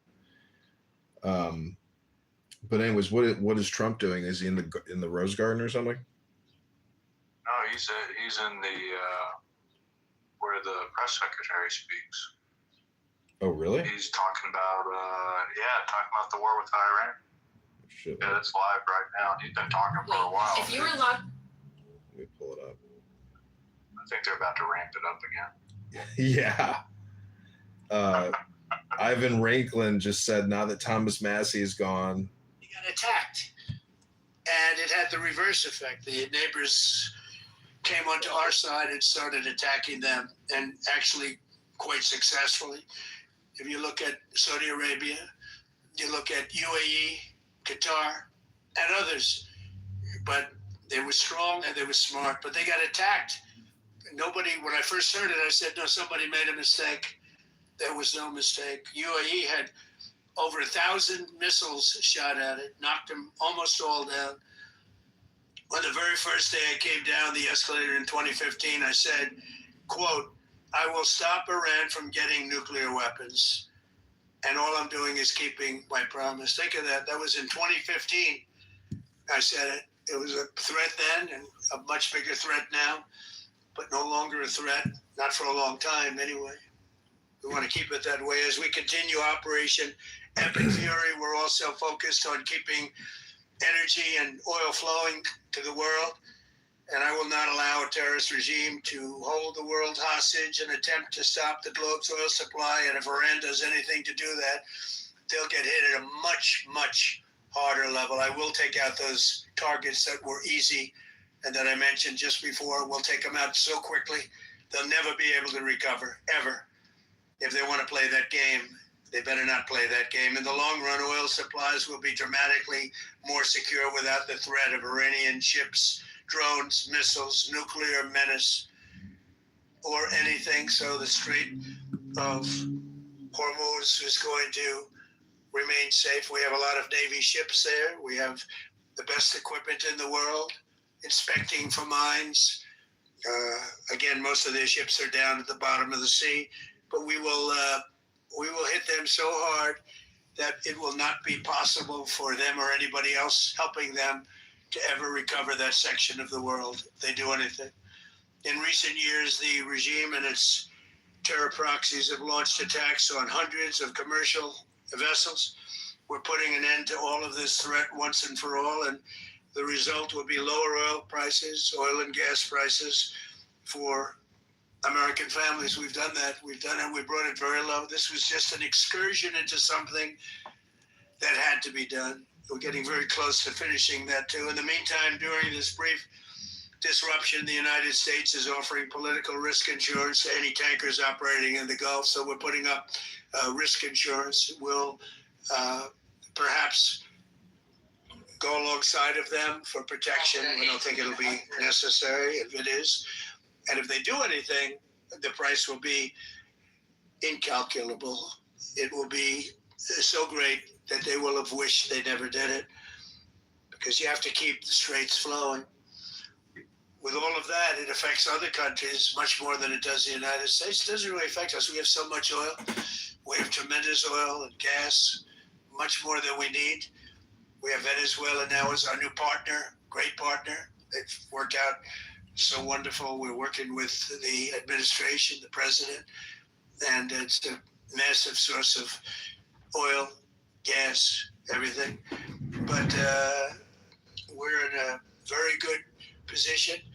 but very unfair to other parts of the world, like China as an example. I mean, we're doing this for the other parts of the world, including countries like China. They get a lot of their oil through the straits.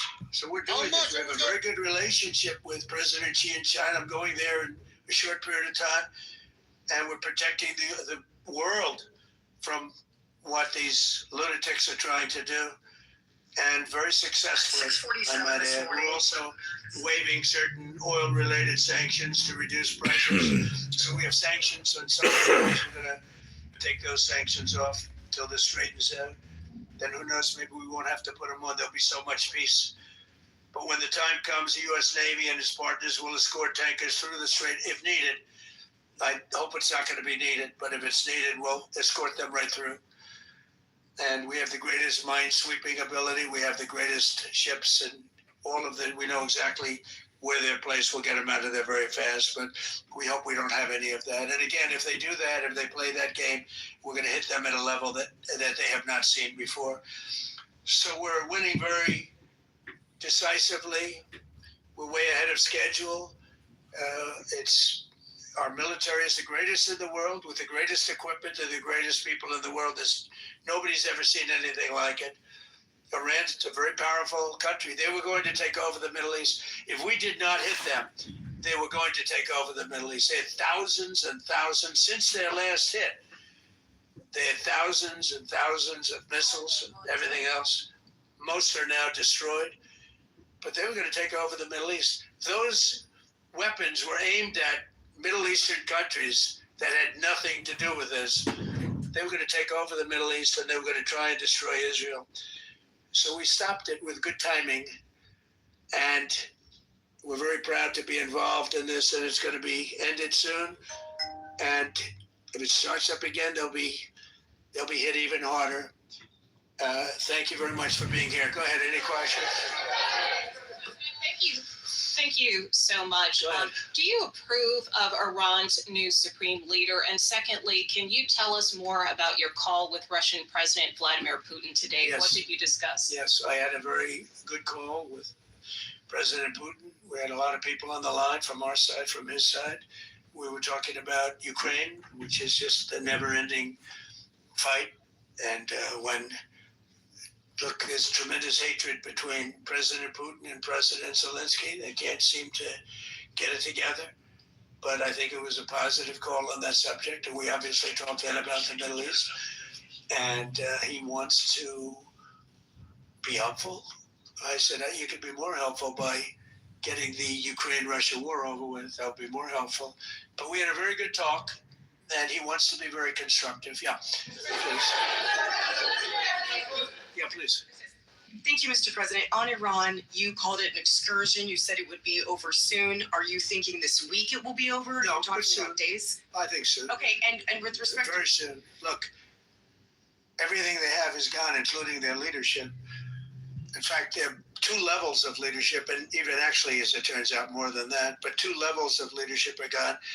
Most people have never even heard about the leaders that they're talking about. So it's obviously been very, very powerful, very effective. Back to Cuba, you said that Cuba wants to make a deal. Yes. What would the United States get in return for that, and why should Americans trust Marco Rubio to negotiate it? Well, Marco Rubio is doing a great job. I think he's going to go down as the greatest Secretary of State in history. Look at what we've done as a president. Look at what we've done as an administration. They trust Marco, and so do the American people trust. He's been successful no matter where he's been. He also speaks the language, which is always nice and always helpful. But he's dealing, and it may be a friendly takeover. It may not be a friendly takeover. It wouldn't matter because they're down to, as they say, fumes. They have no energy. They have no money. They're in deep trouble on a humanitarian basis. And we don't want to see that, but they were very, very bad to a lot of people, as you know, and a lot of people living the Cuban American vote, which I got at record levels, very important. Those people are very important to me. I know what they went through. They went through hell. Some of them have gone on to be some of the most successful people in the country. Cuban American business people, some of them are like the most successful. As a freelancer and content creator, some months are great, and some months are just not it. Here's how I make this way of earning. Long time. The Castro regime was brutal, but they lived off Venezuela. Now they don't live off Venezuela. It sends them no energy, no fuel, no oil, no money, no nothing. They lived without Venezuela. They couldn't have made it, and we cut them off from everything else. So, they're going to make either a deal or we'll do it just as easy anyway. Yeah. Please, go ahead. There's footage that shows that an American missile strike and a Tomahawk missile likely destroyed that Iranian girls' school. So will the U.S. accept any responsibility? Well, I haven't seen it, and I will say that the Tomahawk, which is one of the most powerful weapons around, is used by, sold and used by other countries, you know that. And whether it's Iran, who also has some Tomahawks, I wish they had more, but whether it's Iran or somebody else, the fact that a Tomahawk is very generic. It's sold to other countries, but that's being investigated right now. Yeah, please. Thank you. Thank you. Mr. President, you've said the war is, quote, very complete, but your defense secretary says this is just the beginning. So which is it, and how long should Americans be prepared? Well, I think you can say it both. It's the beginning. It's the beginning of building a new country, but they have no Navy. They have no Air Force. They have no anti-aircraft equipment. It's all been blown up. They have no radar. They have no telecommunications, and they have no leadership. It's all gone. So, you could look at that statement. We could call it a tremendous success right now as we leave here. I could call it, or we could go further, and we're going to go further. But the big risk on that war has been over for 3 days. We wiped them out in the first 2 days. When you think about it, it's incredible. We wiped out a big Navy, very powerful Navy. These were ships. These were serious ships. These were ships that you buy when you want to win battles. They're all on the bottom floor. The sailors are all running off their ships. They refuse to get on the ships. The Air Force is gone. Everything's gone. The missiles are down to a trickle. The drones are down to probably 25%, and they'll soon be down to nothing. We'll have where they manufacture the drones are under fire as we speak. They're being hit. So the rest is going to be determined. He's attacking him as he's giving him a speech. Giving a speech. People in the Trump administration, what we want to do. Thank you. Yeah, please. Can I ask you? You mentioned you were going to waive certain additional oil waivers or sanctions. Can you talk a little bit more about that and address in particular? Well, we're looking to keep the oil prices down. We went artificially up because of this excursion into a very positive thing. I mean, this was an excursion that a lot of people wouldn't have done. I knew oil prices would go up if I did this, and they've gone up probably less than I thought they'd go up. But I don't think anybody thought we were going to be this quickly successful. This was a military success, the likes of which people haven't seen. We have the best military. We have the best equipment. We have, I believe, the best generals. We have the best. And this went very quickly. We talked about that with President Putin. He was very impressed with what he saw because nobody's ever seen anything quite like it. Iran was a very powerful military country with all of the missiles. Now, you had the double attack. You had the original attack with us in Israel, and that knocked them for a loop. Then you had the B-2 bombers, which took out their nuclear capability, and they would have had a nuclear weapon within 2 weeks to 4 weeks. And they would have used it long before this press conference. And we might have had a much different press conference if we had a press conference at all. But it's been amazing. The military success that we've had is truly unprecedented. You said you've told your congressional colleagues that you will not sign any piece of legislation until the Save America Act is passed. Does that include the confirmation of Senator Mullen as your next DHS secretary? Does that mean a DHS funding bill? And Senator Thune said today it's not a matter of whether or not your Republican colleagues agree with the policy. It's about changing the process. In other words, getting rid of the filibuster to get there. So in order to get it, you're going to need Democrat votes. And what we're saying is the Save America, not the SAVE Act, which nobody knew what it was, the Save America Act, the Save America Act. And that's voter ID. We want voter ID. We want to be able to see a picture of the voter. We want to be able to see that the voter is legitimate. We want, very importantly, confirmation that this voter is a citizen of the United States of America, and we want no mail-in ballot scams.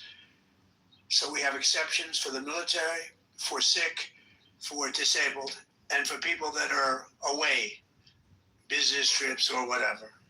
Even vacations will be very liberal in that. We've added two things to it: no men and women's sports and no transgender mutilization of our children. We don't want it's the mutilization of our children, and we don't want that. So we added those two things. That's the 5 points. We have 5 very good points. It polls at 86% Live with Democrats. Think of that. The overall vote is 86%. With Republicans, it's 98%. And the only one opposed to it is a Democrat leadership because they cheat. They want to cheat. So we added those 2 points. We're going for the gold, and we're going to have to fight like hell. Now, certain things will happen. Certain things will take place. I'm here to do a great job for the country. But we don't have a country if we're going to have elections that are so corrupt and so dishonest like we've witnessed over the last period of time. You know, as an example, virtually nobody has a system of mail-in ballots like we have. No other country in the world. France went away from it. They all went, you know why? Because it's corrupt. And Jimmy Carter, when he had a commission, frankly, I think it's probably the best thing Jimmy Carter did.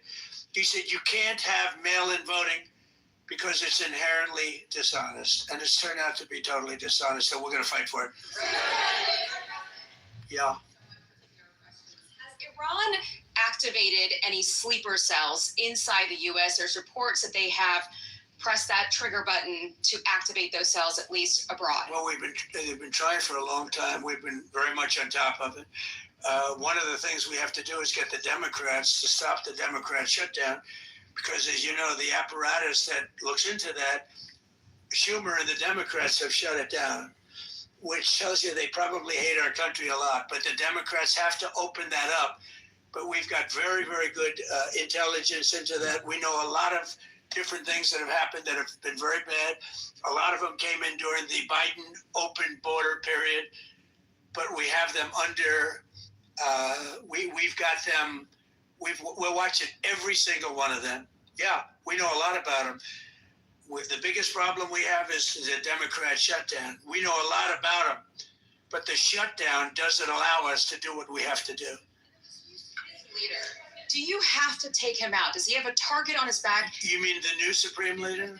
You mean the son? How can there be an Iran? Well, I don't want to say that, but you know, I was disappointed because we think it's going to lead to just more of the same problem for the country. So I was disappointed to see their choice. Thank you, sir. You've said you have someone in mind to be the new Iranian leadership, if not the Ayatollah's son. What are you looking for in that person? Are you looking at someone internal, given that you just said that their leadership has been? I like the idea of internal and eternal, come to think of it. But I like the idea of internal because it works well. I mean, I think we've proven that so far in Venezuela. We have a woman, Delcy, who has been, president of the country, very respected, she's doing a great job. And it's, no disruption. We had, as you remember, Iraq, where everybody got fired. The military got fired, the police got fired, the politicians got fired. There was nobody. And you know what they turned into? ISIS. We don't want that. We don't want that. So I would like to see people that are inside go. Now they talk about the son of the Shah. They talk about other people, but hasn't been there in many, many years. We have a formula that's been very good so far, and I think it'll continue to be good. The relationship is extraordinary with Venezuela, smart country. We've taken out 100 million barrels of oil. It's right now in Houston being taken care of and made so beautiful. And you have to see this at work. They have it's brought to the refineries. It's being refined in Houston, which is made exactly for that product. And so far, but it's 100 million barrels of oil, and now they have another 100 million barrels coming. And it's like a partnership. We're getting along so well with them. It's great for Venezuela, and it's great for the United States. Please go ahead.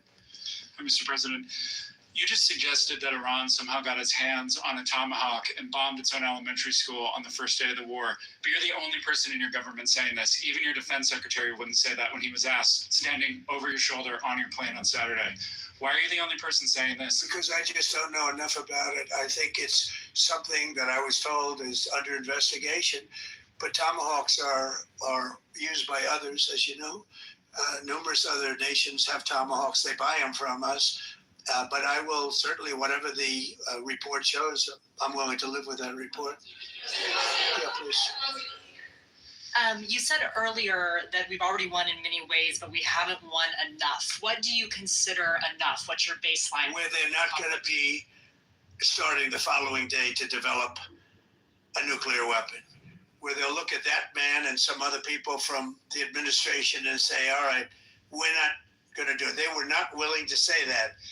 And when Steve called up and he said that to me, I said, well, here we go. Let's do it the hard way. But the hard way, I think, is probably the easy way.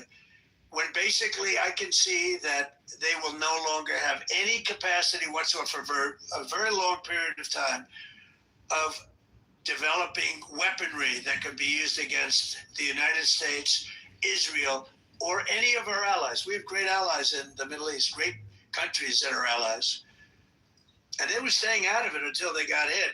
Legislation about to be voted on threatens home and auto insurance as you know it, with fewer coverage options. Hit them. If I didn't hit them first, they were going to hit our allies first. I believe, upon information and belief, but I believe that he was going to, they were going to take over the Middle East. They were looking to take over the Middle East. Now, had Operation Midnight Hammer not taken place, that was definite, because they would have had a nuclear weapon within a matter of weeks. But that took place. That was a setback. But look at the number of missiles they were able to buy and make over the last 6 months. And those missiles were aimed at various countries. And when you look at over 1,000 missiles shot at like UAE, they were looking to take over the Middle East. We got there first. We're lucky. I'll tell you what, the Middle East and those countries, very rich countries, are very lucky that I was president instead of somebody else. Points of disagreement between yourself and your vice president when it comes to U.S. action in Iran? I don't think so, no, we get along very well on this. He was, I would say, philosophically a little bit different than me. I think he was maybe less enthusiastic about going, but he was quite enthusiastic. But I felt it was something we had to do. I didn't feel we had a choice. If we didn't do it, they would have done it to us. I felt, based on the negotiations that were being had by Steve Witkoff and Jared Kushner and Marco and Pete, and everybody was involved, I felt that they were looking to tap us along before they hit, and I thought they were going to hit. And if they hit us first, that would have been a very bad thing. In the back, please, in the back.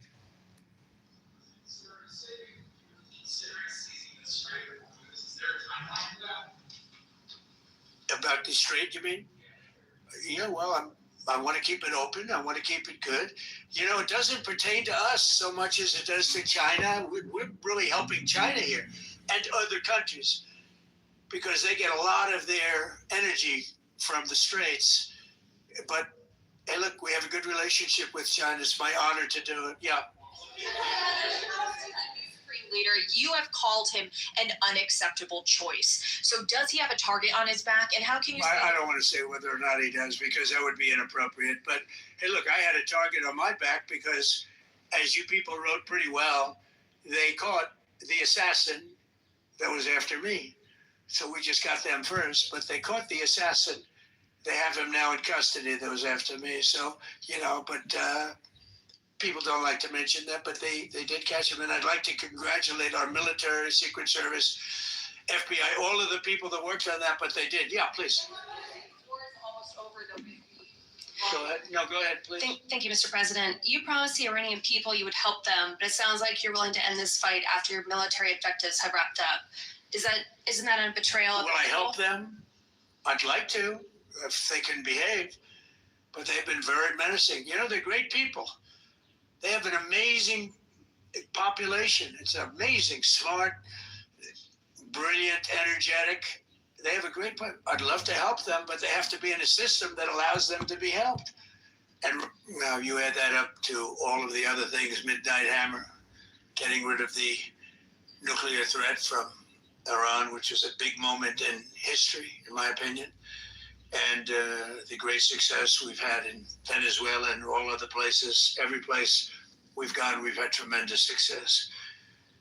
But while we're doing all of these things, we're achieving major strides toward completing our military objective. And some people could say they're pretty well complete. We wiped every single There was a force skip there. I'm not in not sure if it's still the live feed, but most of Iran's naval power has been yeah, sunk. It's on the bottom of the sea. I think we somehow lost the live. Let me see if there's another one.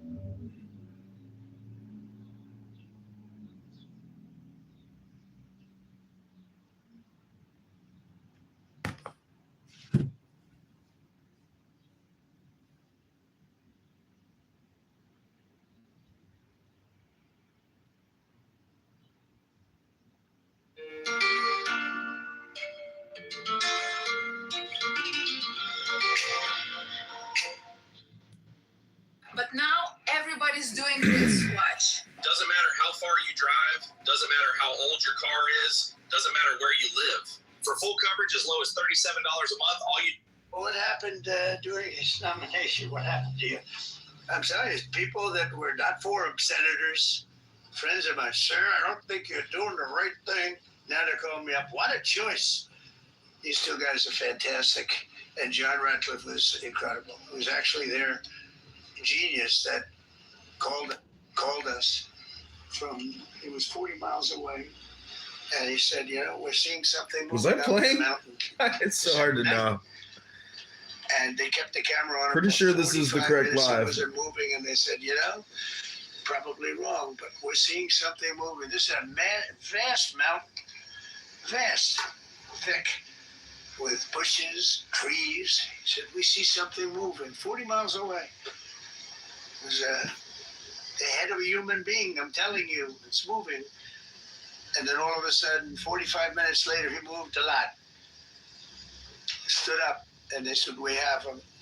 And that was really at the beginning of something incredible. We had an idea where he was, but not specifically. That's a big mountain. So I want to thank the CIA, too. I don't think they get enough credit for the great job they've done. Yes, please. Yes. Thank you very much, Mr. President, for this great opportunity. Country has super army. You make a difference, Mr. President. Thank you for your greatest leadership. Thank you. I have two quick questions, Mr. President. What was your reaction when you learned that Kurdistan region had resumed exporting oil to the international market with your support as United States of America? Well, I expected that. We've gotten along with the Kurds for a long time, so I expected that. Another question, what would be your reaction if the Iranian people rise up against their regime during a ceasefire, Mr. President? Well, they should do it, but again, the consequences are great. I mean, they were told if you protest, you will be shot immediately. You saw what happened to the young wrestler. He was a great champion, by the way. He was a great wrestler, one of the top in the world. And he and his two friends were hung. And all they did was say a little bit about liberty. They wanted liberty, and they were violently executed. But the number is up to probably 45,000 people were killed. So, you know, when somebody stays in a house, when they know if they walk out of the house to protest, they'll be immediately shot and killed. And they issued that, you know, that was publicly issued. It's not a secret. That's why so many people say, oh, well, why are you doing this way? We can't let Iran have a nuclear weapon. You know, we got regime change. We do. We're dealing with a much different regime than before. We're dealing with different people. They're smarter. I think they're sharper and far less radical. We have regime change, but we didn't do this for regime change. We did it for the fact, and my view was very simple. I saw somebody said, oh, he doesn't have a plan. I have the best plan of all, but I'm not going to tell you what my plan is. You know, they want me to say, here's my plan. We're going to attack at 9:47 in the morning, and then we're going to do this, and then we're going to, and if you don't do that, they say, I have a plan. These people know what the plan is. Everybody here knows what the plan is. But it's very unfair to say, you know, because I don't mind being insulted. I've been insulted for many years by the fake news. But you can't. It's so bad for people that are so you just saw two great and John Ratcliffe, three unbelievable people. They have a plan. Every single thing has been thought out by all of us. But I can't reveal the plan to the media. So, you know, but we're just thrilled by the success of this operation. Yes, please. Thank you, Mr. President. You said Iranians would be mad if you stopped these attacks, but why would they want you to blow up their infrastructure, to cut off their power? Wouldn't that be punishing Iranians for the actions of the regime? They would be willing to, and it's suffering, they would be willing to suffer that in order to have freedom. The Iranians have, and we've had numerous intercepts. Please keep bombing. Bombs that are dropping near their homes. Please keep bombing. Do it. And these are people that are living where the bombs are exploding. And when we leave and we're not hitting those areas, they're saying, please come back, come back, come back. These are the people. I don't know what they do. All I can tell you is they want freedom. They have lived in a world that you know nothing about. It's a violent, horrible world where if you protest, you are shot. Remember the great woman protests where they had 400,000, 500,000 women, and they were all enthused and they were going to protest, and everybody said, oh, the regime's going to come to an end. And then all of a sudden, boom, boom, 5, 6 different areas. A woman would go down right between the eyes. They had snipers. They had 5 snipers. That's all it took. And those 400,000 or 500,000 women said, oh my God, what's that? Oh, look over there. What's that? A woman shot right between the eyes. And after 5 or 6 of them go down, then you start hearing the purr through the vast number of people. And then they said, oh my God, who would do that? And they're incredible people, but they've lived so horribly. They've lived so horribly. You know, Iran was a great country if you go back 25 years ago or so. The Persian people, they're incredible, smart, brilliant, excellent. And I know so many. I know coming from New York, originally, I know so many people from Iran. They're incredible people, incredible energy and very, very brilliant.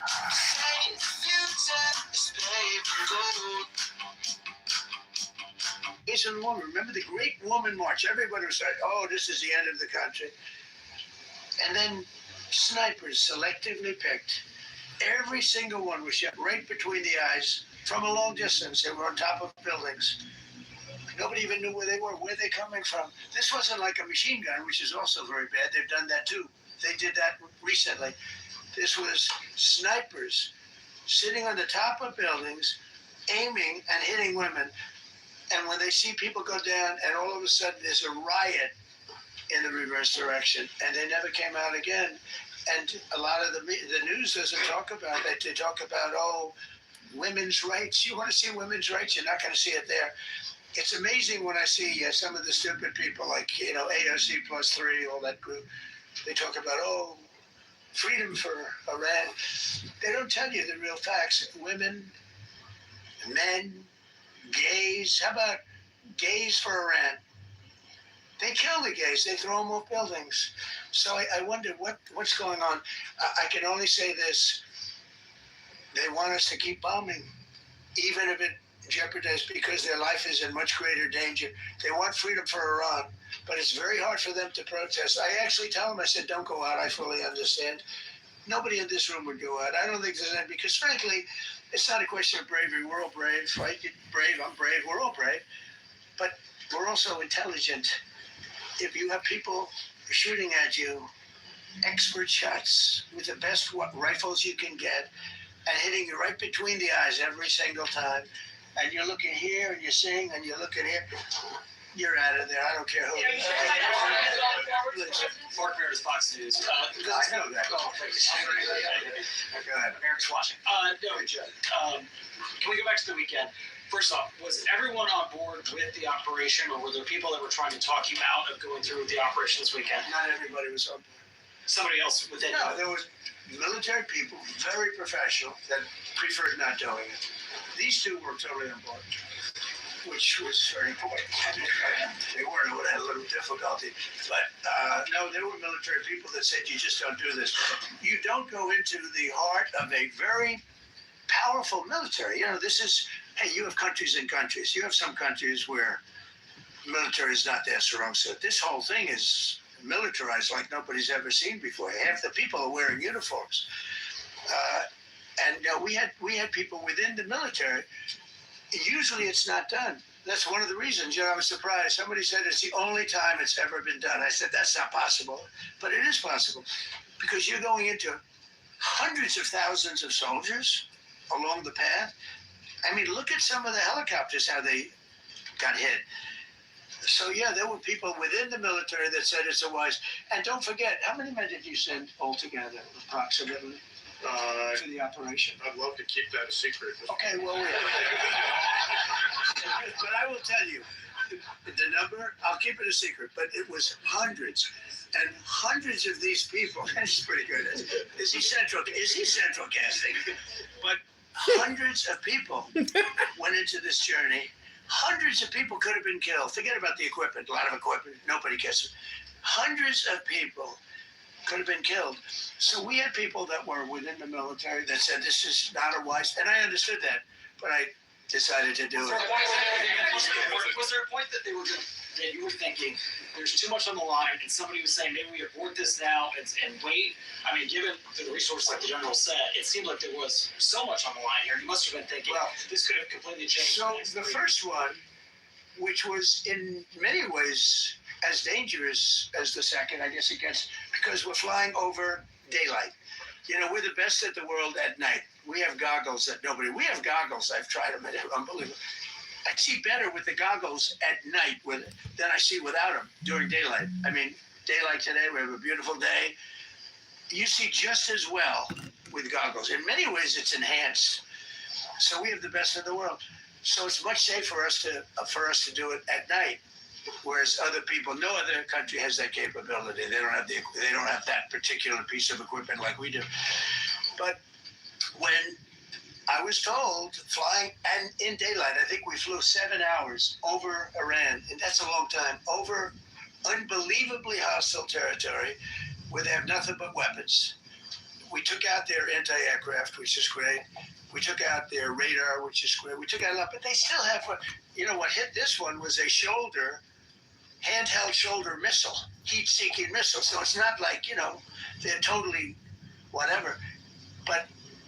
And they had probably a little luck, because you got to get lucky. But they shot it, and it got sucked in right by the engine. But these guys were out of there. They were great. Their timing was great. But no, I was told that this is a very dangerous mission. I understood. They didn't say it's a foolish mission. They said, we're going to be sacrificing hundreds of people to do this. You have tankers that are flying over this area so that because the flight was so long, they had to refuel. It's a very dangerous mission. I just felt it was worth it. If you would have told me that we would have been successful, gotten both, and nobody was even essentially injured, I would have said that would be impossible. Yeah. Mr. President, thank you very much. Thank you, sir. Welcome back. Okay. Given that you are now dealing, you say, with a more reasonable, less extreme leadership in Iran, what does that mean for the protesters, for the human rights movement in that country after this conflict? What's your expectation? Yeah, if they assume control, if we do something and they assume control, I think it's very positive, a big step. I don't think you'd see the radicalization that you have seen in the last. Look what happened. I mean, women are being executed because they're not properly clothed, they say. They're not properly clothed, and they execute the women. They shoot them right on the street. No, you have a much different group of people. Now, I'm not saying we are dealing with them. Essentially, they have till 8 o'clock tomorrow night, Eastern time. But we are dealing with them. I think it's going well. Mr. Witkoff is here, and JD's involved in the dealing. Mr. Witkoff is sitting right here, and I think it's going fine, but we'll have to see. You have to understand, we've been dealing with these people for 47 years. I'm standing here with a much more powerful Iran as of a month ago, not anymore. Right now, they are decapitated. But I'm standing here a month ago with a much more powerful Iran than it was at any point during 47 years. This should have been handled by 7 presidents, a lot of presidents. And those presidents are saying now, every one of them to their friends, we should have done this a long time ago.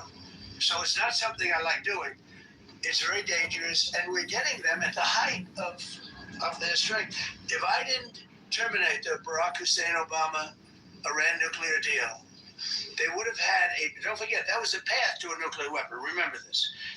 He chose Iran over Israel, pure and simple. How Israel can vote for a Democrat is if you're Jewish in New York City or any place else in this country, and how you can vote for a Democrat is unbelievable, because he chose Iran, a very hostile Iran. Remember when he filled up a 757 with cash, billions of dollars of cash, and he sent it over to them. Then they gave them tens of billions of dollars. He chose Iran over Israel and really the Arab world, if you look, because, the other, Saudi Arabia, Qatar, UAE, I mean, you take a look. I mean, I can add Kuwait and I can add Bahrain, and you can add others. He chose such an unlikely candidate. Nobody could believe it. Frankly, if you're going to choose between Iraq and Iran, he should have befriended Iraq. He went in the exact opposite direction of all thinking, and he made a terrible mistake. But that was a road to a nuclear weapon. Here's to time out on the water, to living your best life while enjoying the lake. Yeah. Countries don't do 10-year deals. Countries do hundreds of years. You don't do a 10-year deal. For a country, this isn't, you're a landlord, you're renting a store on a certain street, and you give somebody a 5-year or 10-year lease. This is a country. It was a short-term deal. It was ready to expire. I terminated it before it expired. It took a lot of heat, and it was one of the best things I ever did, because he would have had a nuclear weapon. Then he would have had another nuclear weapon, had those beautiful B-2 bombers not gone in 8 months ago, and obliterated that set. And by the way, the word is obliteration. CNN said, well, maybe it wasn't complete. It was so complete that they still haven't been able to get it. It was obliteration. But if we didn't hit them, that was a courageous decision too, because we had all those planes flying in at night with very little cover, unbelievable stealth planes, and they were able to do their job. If we didn't do that, Iran would have had a nuclear weapon at a high level, either one of those two instances. And if they did, in my opinion, I told this to Bibi Netanyahu yesterday, Israel would have been extinguished. Large portions of the Middle East would have been extinguished, whether it's Saudi Arabia, Qatar, UAE, or others. And you saw that with thousands of missiles raining down upon them. They didn't think they were going to be hit. They thought they'd be watching us fight.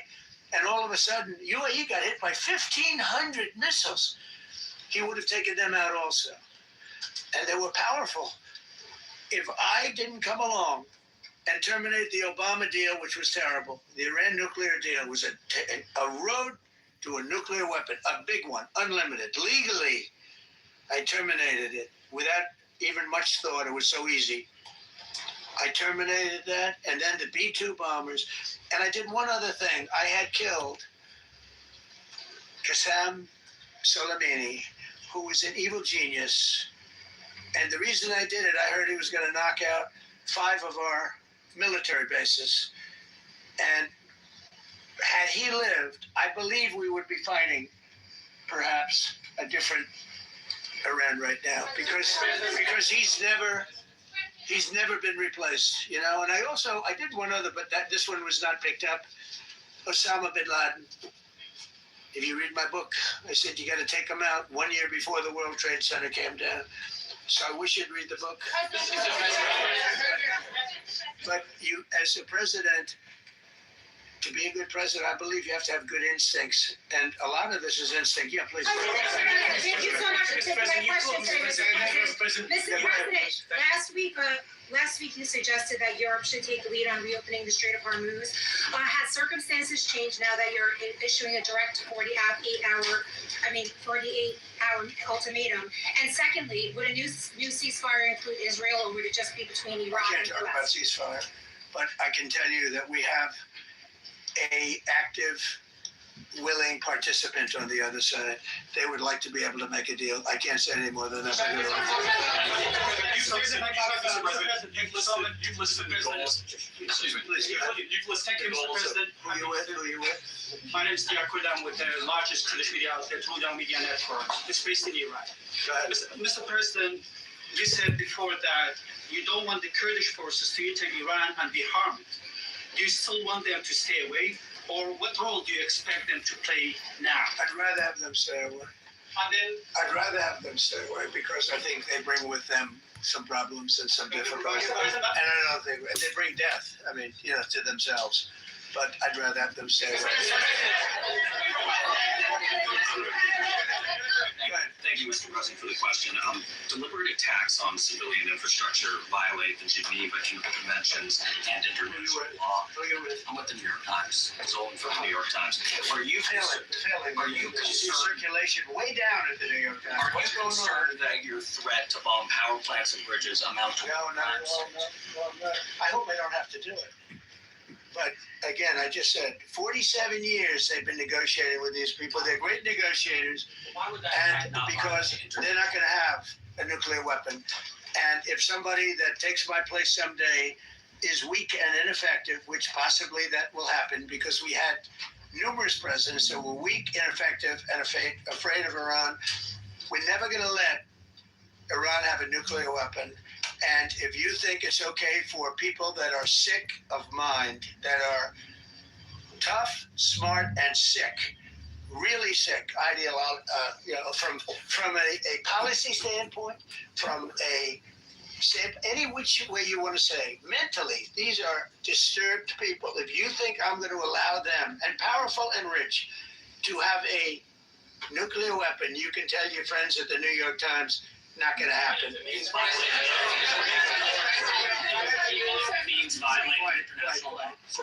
You no longer have credibility at the New York Times because the New York Times said, oh, Trump won't win the election and I won in a landslide. I won every swing state. New York Times said, oh, Trump won't win the election. New York Times has no credibility. The credibility they have is it used to be all the news that's fit to print. The old gray lady, it was great, but they're running on past fumes, and you can't keep doing that. You have to be able to give the correct news. And people like you, who I know, are fake. You're fake. Go ahead, please. Your messaging on the war has moved from the war is coming to an end to war going to be bombing Iran to the Stone Ages. And we've heard a range of those kind of messages. So which is it? Are you winding this down? Are you escalating? I can't tell you. I don't know. I can't tell you. It depends what they do. This is a critical period. They have a period of, till tomorrow at 8 o'clock. I gave them an extension. They asked for an extension of 7 days, right? I said, Steve, give them 10 days. 10 days is up actually today, so I gave them 11, I guess, indirectly. I thought it was inappropriate the day after Easter. I want to be a nice person. They have till tomorrow. Now, we'll see what happens. I can tell you they're negotiating, we think, in good faith. We're going to find out. We're getting the help of some incredible countries that want this to be ended because it affects them also. A lot of people are affected by this, but we're giving them till tomorrow, 8 o'clock Eastern time, and after that, they're going to have no bridges. They're going to have no power plants. Stone Ages, yeah. Stone Ages. CNN fake news. Are you willing to make a deal that does not include reopening the Strait of Hormuz, or is that now a top priority? I would say it's a very big priority because, see, that's one thing that's a little different than other than we can bomb the hell out of them, we can knock them out for a little. But to close the strait, all you need is one terrorist that somehow has a truck loaded with, because you can carry them in trucks, large trucks, a water mine, drop them in the water, and now you tell people that own ships that cost $1 billion to don't worry about the mine. You can do that even just by saying we put mines in the water. So it's not like the rest. We can knock out their military. We already have. We've knocked out their Navy. We've knocked out their Air Force completely. We've knocked out 158 ships in 3 days. We've knocked out even their mine droppers. They don't have any mine droppers anymore, but they put them on other boats, and they could drop them. I'm not even sure they have any mines yet, by the way. I'm not sure. I'm personally, they say there might be 8. I don't know. I think there might be none because they're very good bullshit artists. That's why for 47 years they've been bullshitting other presidents, and they haven't done the job. And people are living in hell. You live in that country, they're living in hell. No, I think that 47 years of this stuff is long enough. They're at the weakest point they've ever been. They have no Navy, they have no... Most of my income comes from my freelance work, which ranges from $1 to $2 a month. And my other half, content creation, ranges... Communication. In fact, the biggest problem we have in our negotiation is that they can't communicate. I said to Steve, what are they saying? Sir, they can't communicate. They have no method of communication. So we're communicating like they used to communicate 2,000 years ago with children, bringing a note back and forth. They have no communication. But all I want to see is I want to have a safe world. And you're not going to have a safe world.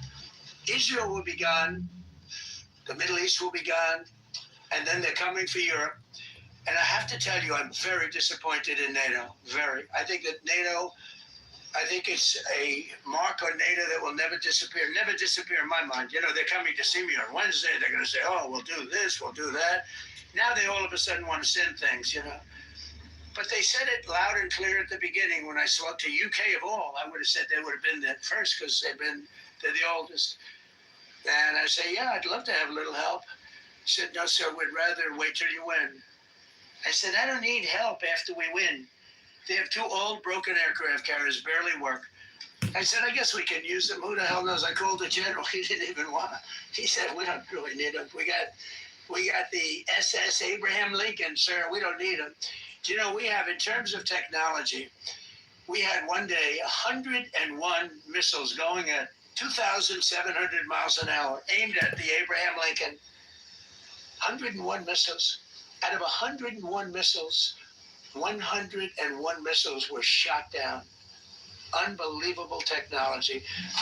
10 years ago, 5 years ago, I don't know if that would have been possible, but 10 years ago, that wouldn't have been possible.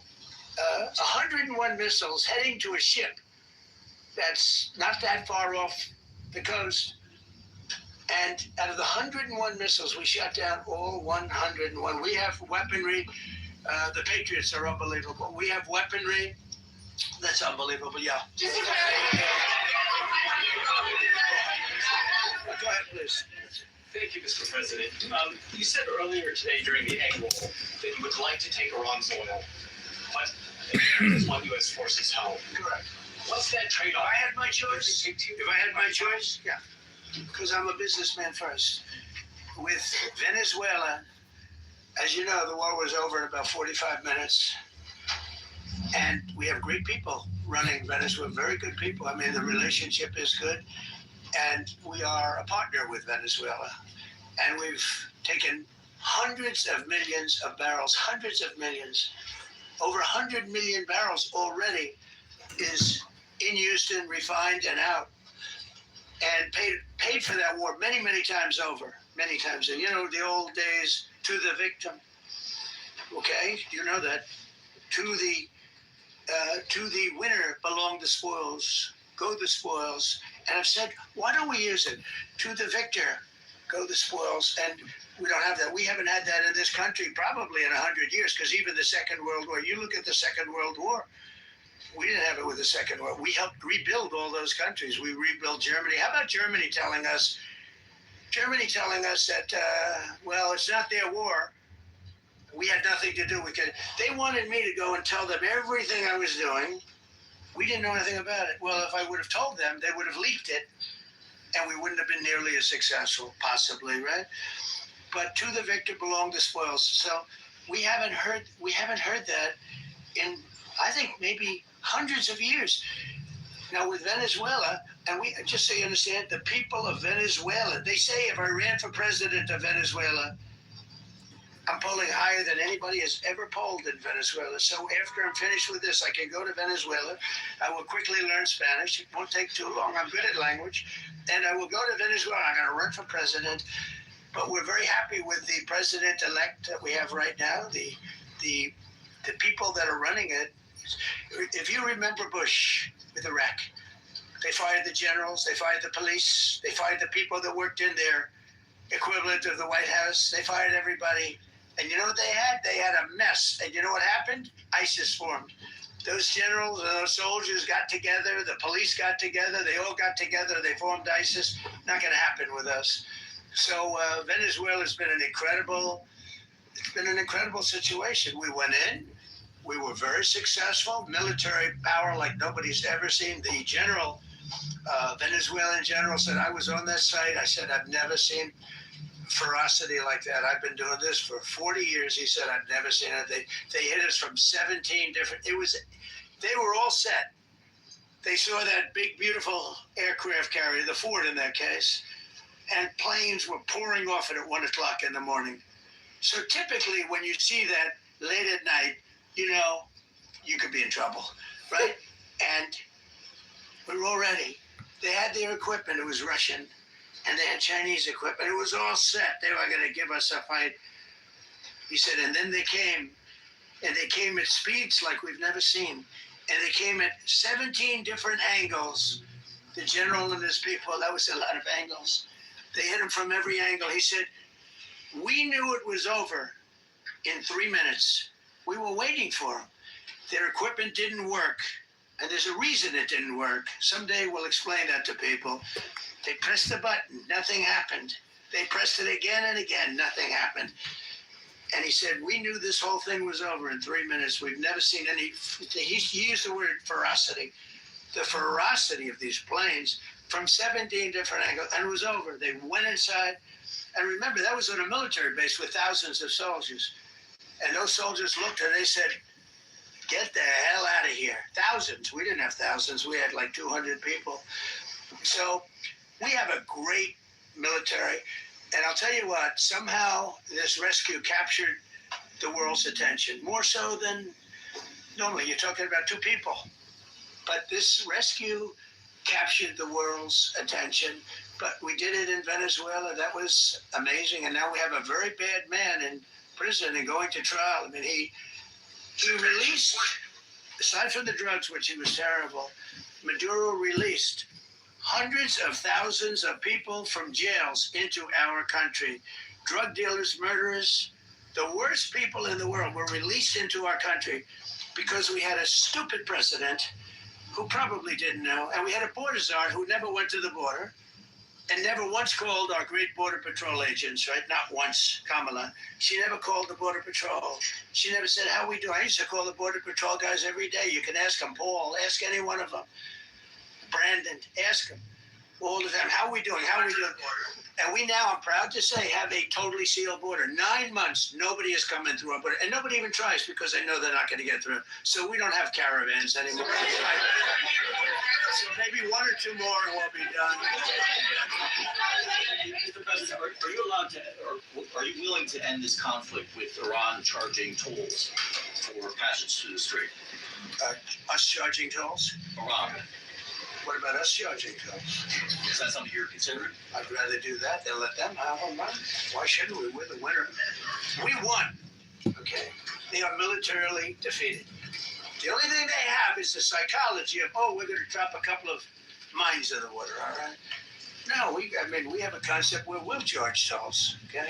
I thought you meant us. Your question would have been more accurate if you said us. So just to clarify, in order for Iran to successfully meet your deadline tomorrow, do they have to make a deal, open the strait, or both? We have to have a deal that's acceptable to me. And part of that deal is going to be, we want free traffic of oil and everything else. Thank you very much. You said glory be to God in this conflict. Do you believe that God supports the United States actions in this? I do, because And have you God signed a is good, donation? because God is good, and God wants to see people taken care of. God doesn't like what's happening. I don't like. You have to dare greatly. Is that easier to do as a billionaire? We maxed out our credit cards. People say, "Oh boy, they're so tough." I don't like seeing people killed. I've ended 8 wars. Nobody's ever done it. The person who won the Nobel Prize came to me and said, "You deserve the Nobel Prize." She announced that. When they announced, they said, "Goes to Maria. She's a great person, really a good person." She said, No. This is ridiculous. They gave me the Nobel Prize. President Trump ended 8 wars. I could go over every one of them, including India and Pakistan, where the Prime Minister of Pakistan said, President Trump saved from 30 to 50 million lives. That makes me much happier than what we're doing right now. That makes me much happier. We have 1 more to end, by the way.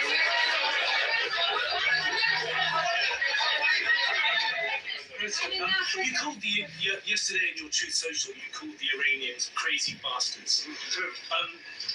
What is your response to critics who say that? I don't care about critics. What is your response to critics who say that it is your mental health that should perhaps be examined as this war continues? I haven't heard that. But if that's the case, you're going to have more people like me, because our country was being ripped off on trade, on everything for many years until I came along. So if that's the case, you're going to have more people. Dasha, go. You said that very little is off limits in Iran as far as the targeting, including power plants, bridges. You mentioned those. Very little is off limits. Are there certain kinds of civilian targets, though? I'm thinking I don't want to tell you that. I don't want to tell you that. We have a plan, because of the power of our military, where every bridge in Iran will be decimated by 12 o'clock tomorrow night, where every power plant in Iran will be out of business, burning, exploding, and never to be used again. I mean, complete demolition by 12 o'clock. And it'll happen over a period of 4 hours if we wanted to. We don't want that to happen. If I ever do this again, that's going to be the head of my Joint Chiefs of Staff. And we worked it that way, didn't we? It's amazing. He took out ISIS. We defeated ISIS in 4 weeks. I was told it would take 4 years. I flew to Iraq to find out with the greatest equipment in the world, why would it take 4 years? And he told me, sir, it won't. It'll take 4 weeks and you have time left over. And that's exactly what happened. So he's great at Pete. All I can say is that he was treated very unfairly.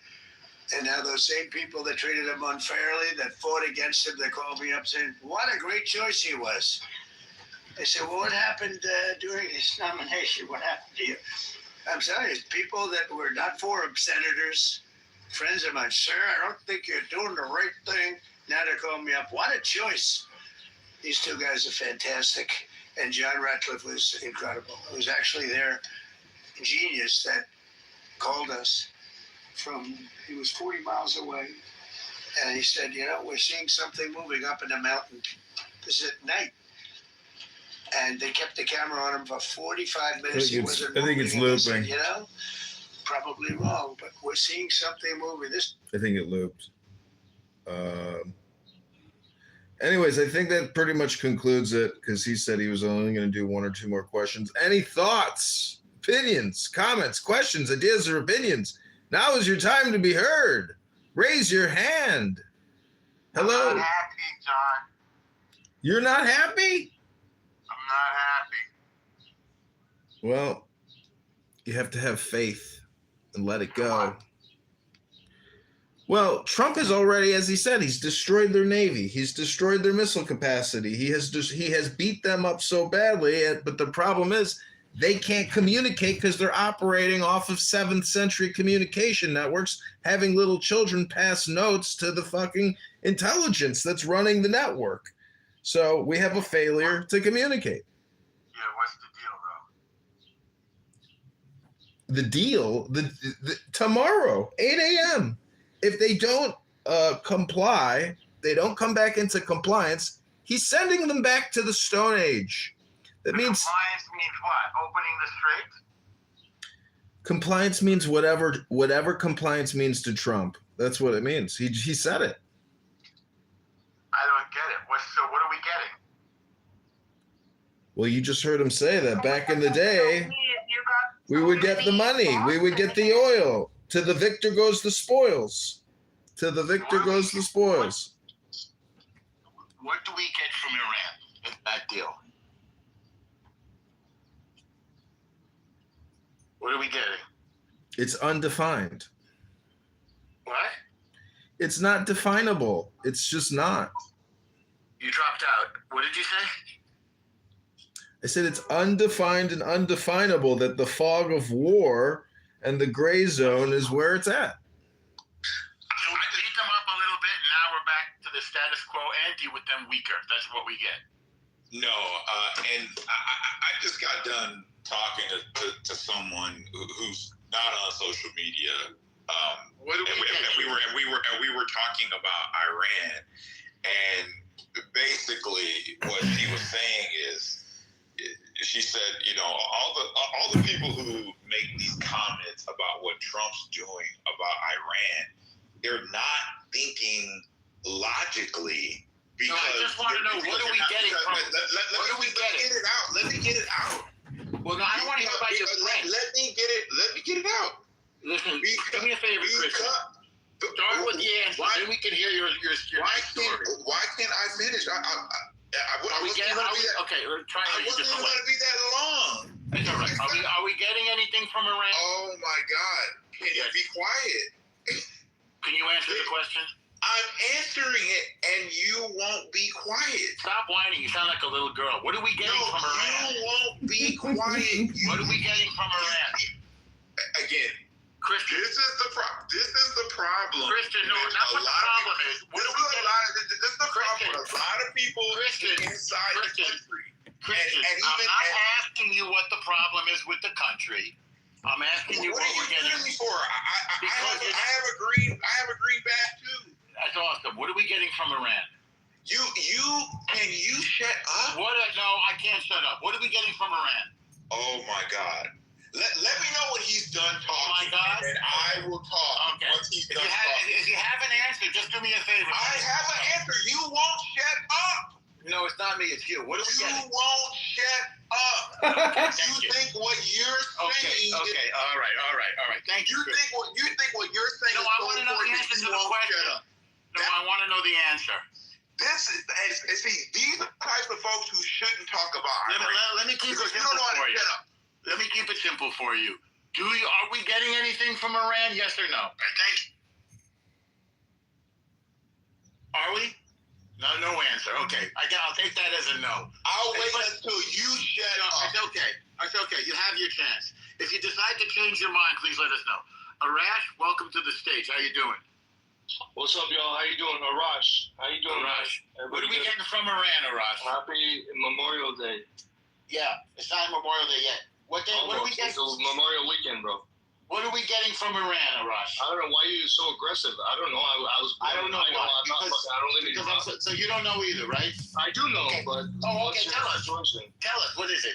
The situation is that whatever happens is not in the benefit of the people of Iran. Trump's doing it. No, I'm asking, what are we getting from that? Well, let me talk. What do you We're mean, let me getting a talk? lot of things. You want Iran to have a nuclear bomb? You're Say from again? Israel, right? You want What's them that? crazy motherfuckers to have a nuclear No, I'm bomb? asking you, what do we get in this deal? You're gonna get that they don't have a nuclear bomb. Okay, do they agree to that? Well, he's working on it, right? Oh, so we don't get anything yet. He's Well, working he's on trying, is he not? it. So we're getting nothing so far. Well, that's the most important thing, bro. Yeah, but we're not You getting can't it. trust these crazy people with a nuclear bomb. So are we getting that?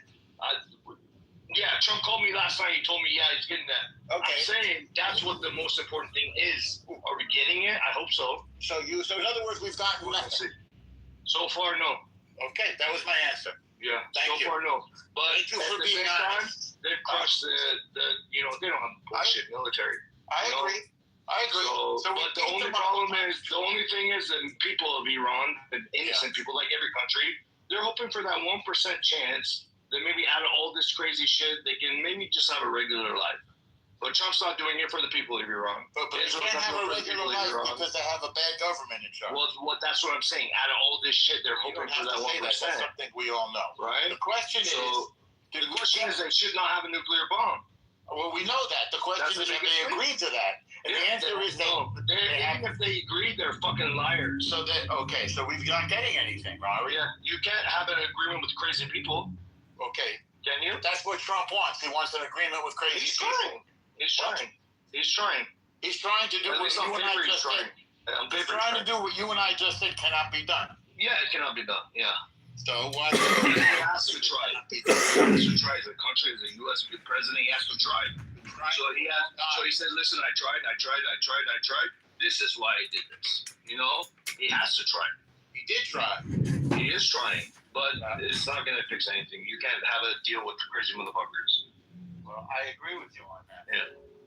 So far what I'm hearing is, I guess they say they're going to open the Strait of Hormuz, which was open before. That's up to us if the Strait of Hormuz is going to be open or not. Well, I thought It's that's up to what them. the deal is. Yeah, no, well, it's not up to them. It's all up to us. But the biggest thing for It's up us, to them. If they have minds. no, it's not their bullshit. What are they going to do?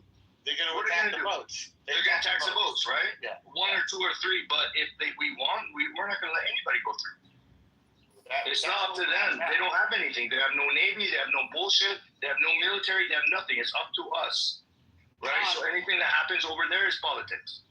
John, what's the substance of this agreement? There's no agreement. There is no agreement. No agreement. This was a press conference for Trump to make an ultimatum on a Sunday to capture the world's attention. He talked shit about NATO. He said he was disappointed in Great Britain, disappointed. 100%.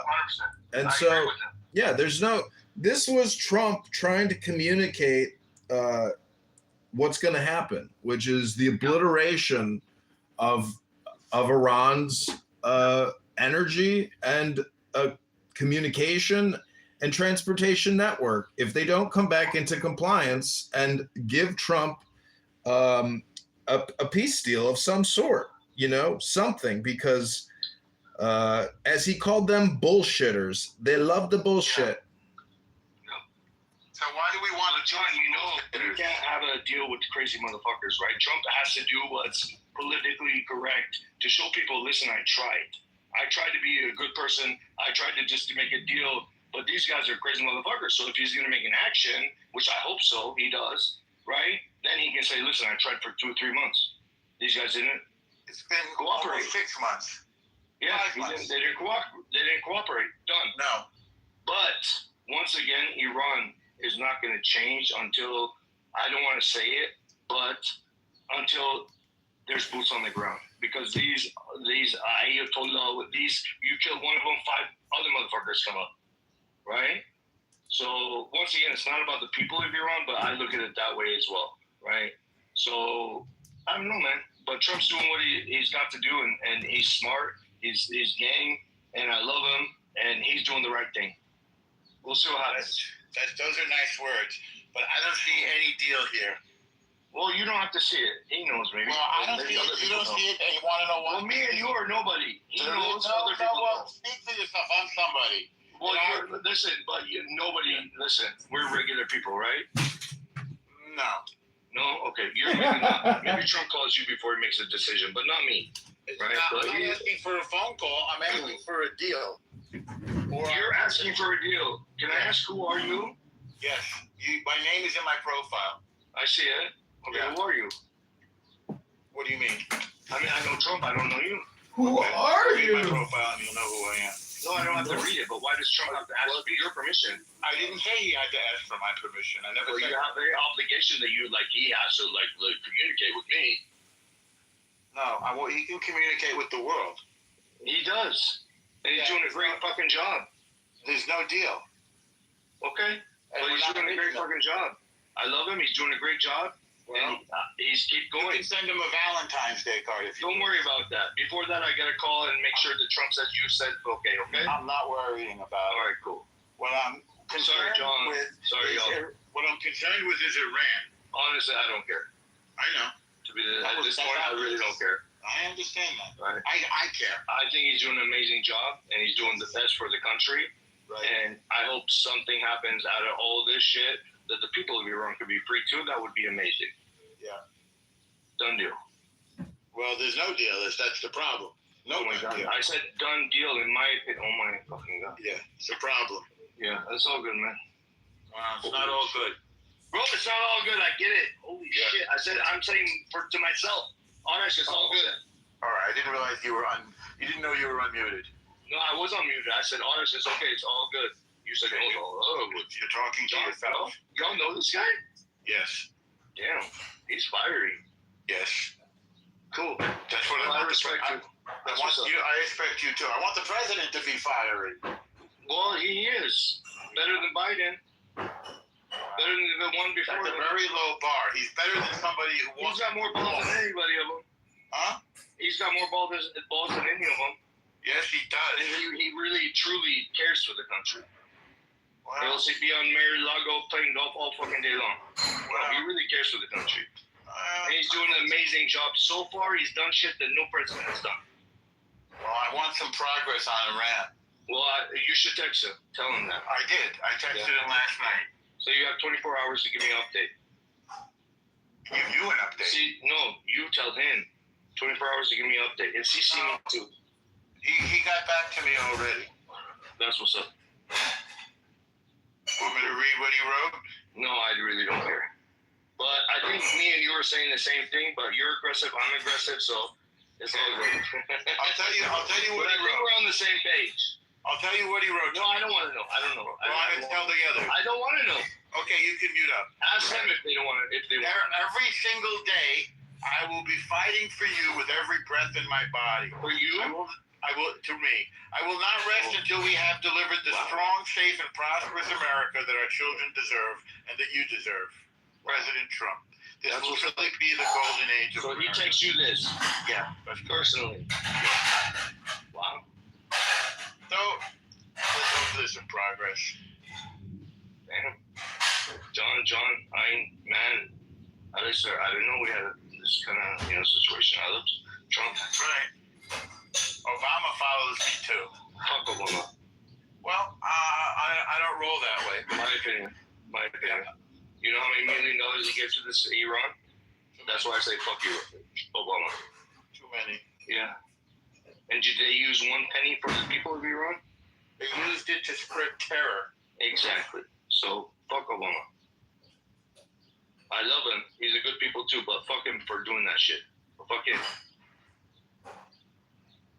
If $1 of that money went to the people of Iran, I wouldn't say this. But you can't deal with crazy motherfucking terrorism motherfuckers like this. You can't deal with them. These people need to be taken out. That's what I was hoping he would do. Yeah, that's what I hope he's going to do too. You can't deal with terrorists, bro. I'm Persian, and it's so sad to say that, but the government is fucked up. The government is not what the people of Iran are. people of Iran are amazing, educated, fun, loyal, hospitable.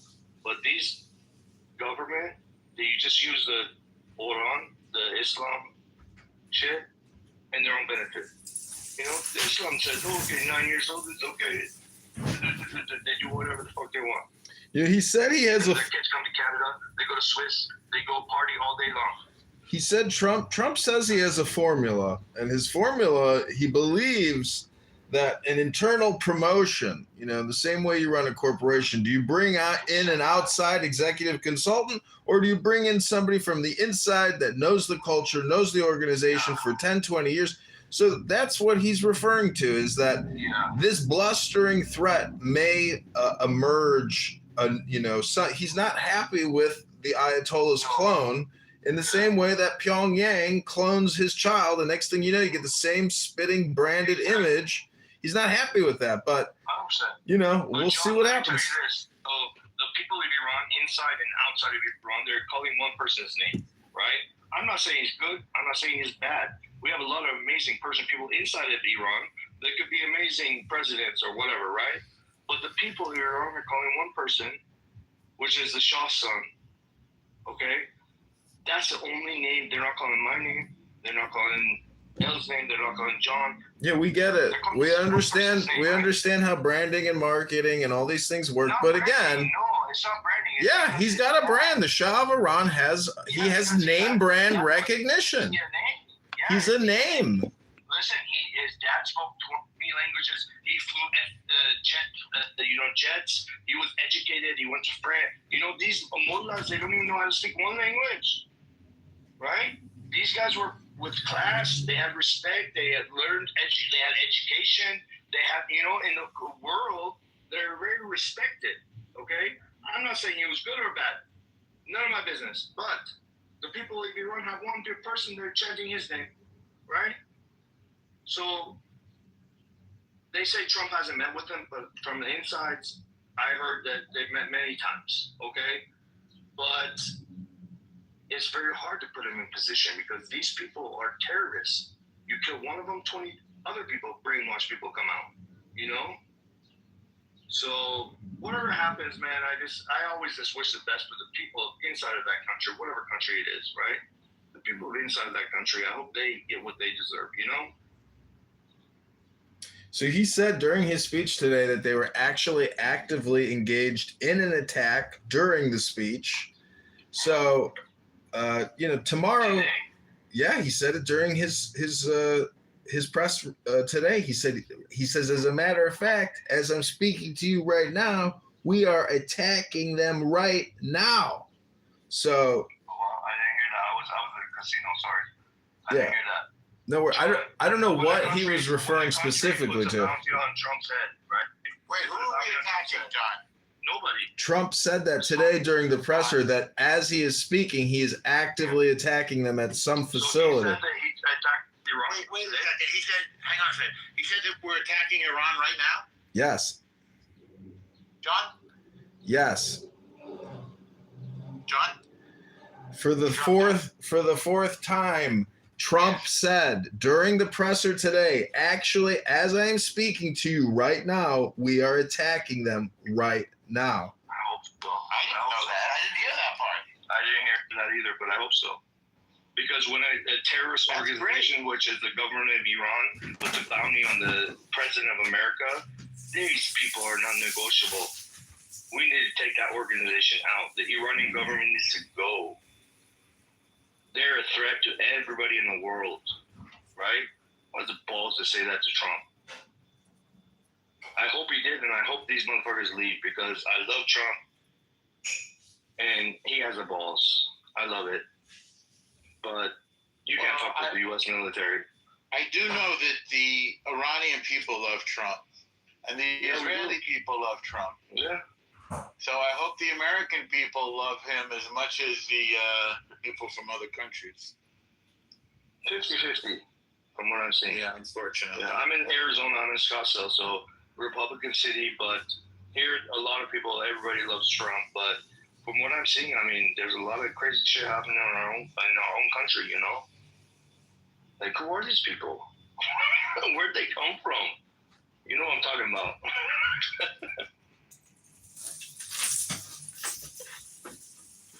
But man, I hope what John heard is a fact, and I hope he takes these motherfuckers out. I love fucking Trump. He's doing the best for the country, and I really feel he's doing it from the bottom of his heart. He doesn't need the money or anything. He's doing it. So I hope he's right.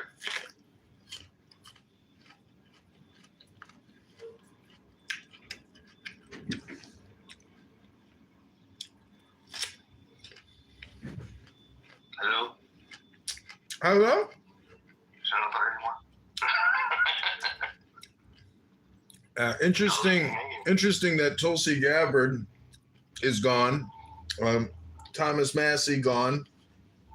And now it gives Trump more leeway to engage in his war. And this is not a Barack Hussein Obama war.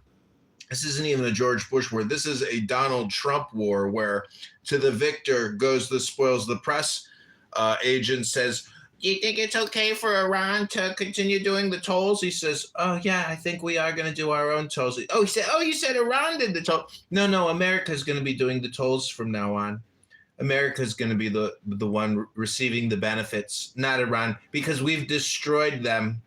We've crushed their navy. They don't have a navy. And then he says that the closing tactic of using mines in the Strait is all psychological. He doesn't even think there are any mines in the Strait. And so this was a big presser. You know, he spoke unrestricted for at length. And he even probably said things that he shouldn't have said. He was talking about a secret weapon that we used in Venezuela. We have some type of secret EMP weapon. And he says, I don't know, maybe in a few years we'll talk about it. But when they went to push their buttons, nothing worked. They pushed their button, nothing worked. Mr. Kitover, why do you think that it wasn't run on any of the networks? When you were playing it, I checked on Fox News, I checked on CNN, and even News Nation, and none of them were carrying it. Why do you think? Was it a live presser that you were playing? Yeah, live on the internet. They're going to release their edits. They're going to release their clips. What was the setting of that interview? With that presser, was it in the White House briefing room? Or? Yeah, it was in the press room.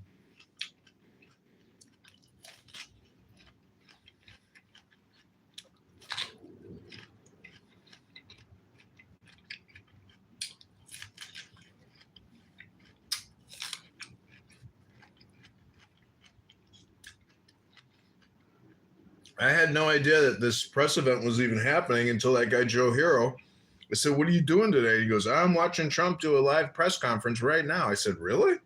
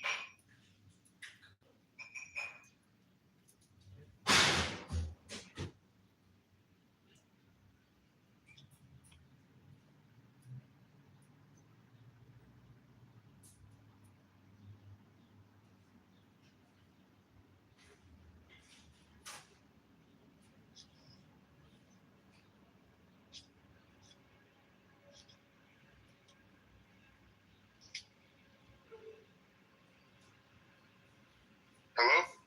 Is this room active? Hello? Yeah, we're bombing Iran. We're bombing Iran right now? Yeah, Are you serious? according to John. Did they announce it? Because what's his name? Trump Marco Rubio, J.D. Vance, and I think another one all met at the White House today, or yesterday. Saw that. It's not a major one, though. I think it's a little nudge. That's what Don said. I didn't hear it. John, you think it's right?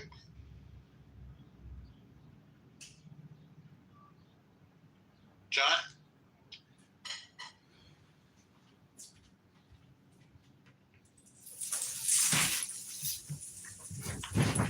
Yeah, I don't know what he was referring to specifically. It was some type of facility or something.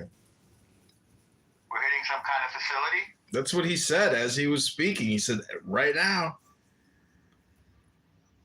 Everything. He looked over to Secretary Hegseth, so. I'm not getting it on any of my intelligence feeds.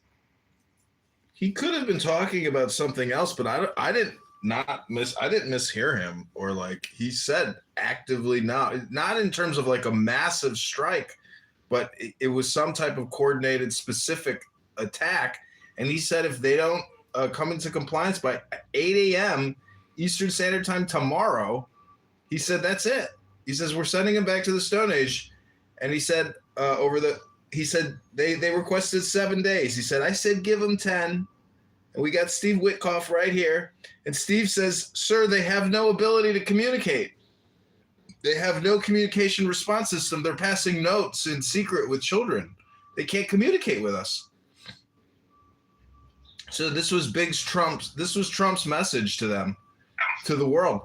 What compliance is it? What does compliance mean in this case?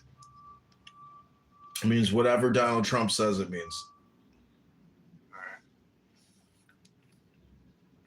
So they got to do something. They got to show us something. Show me the money. That's probably what it is. And he says he's also doing this for China, who he has great relations with. He said China is the one that's getting decimated here, their economy, not being able to bring in their energy requirements. So he's doing it for the world. And tomorrow, if they don't come into compliance, he has made the threat that he is going to send them back to the Stone Age.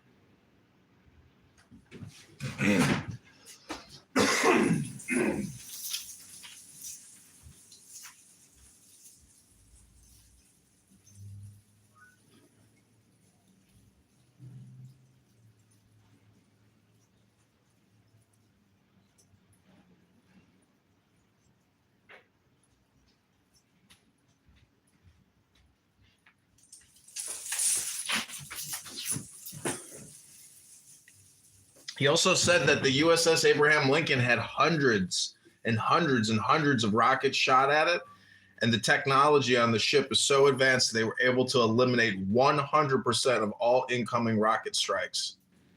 He says that type of technology was never available just up 10 years ago. He criticized Obama to a very high degree. This was a lot of information that came out with, today with this presser. And I clipped it. It's on all my YouTube accounts, and the comments are FDT, FDT, FDT. That's what Trump has a way of triggering people. It's unbelievable. That is true. He's the rage baiter in chief. Yeah. He just, today is a difficult day for many, many people. And, it's a you problem, because as Trump said, 7 presidents have kicked this can down the road, and Trump is not a can kicker. He's a project manager. He's a construction manager. He understands timelines. And as you heard, he speaks like a developer. Oh, we're 7 weeks ahead of schedule. Excellent. Now we have 4 more additional weeks to do this. The man is your worst enemy. He is the destroyer of your union. Oh, you want to take it a day at a time, huh? Well, DJT does not sleep. DJT is a very hardworking, well-organized person. And guess what? The New York Times calls him out on his mental health. And he says, well, I haven't heard that one yet. So he's not easily rage baited himself. And he frames everything in terms of his political victory. It's just incredible to watch him speak because it is like a clubhouse room. That is his clubhouse life.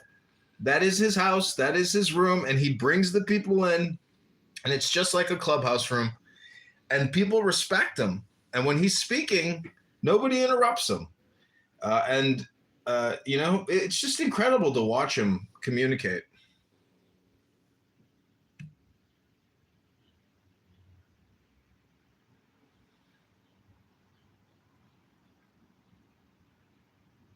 But this was a big room. Thanks for being a part of it.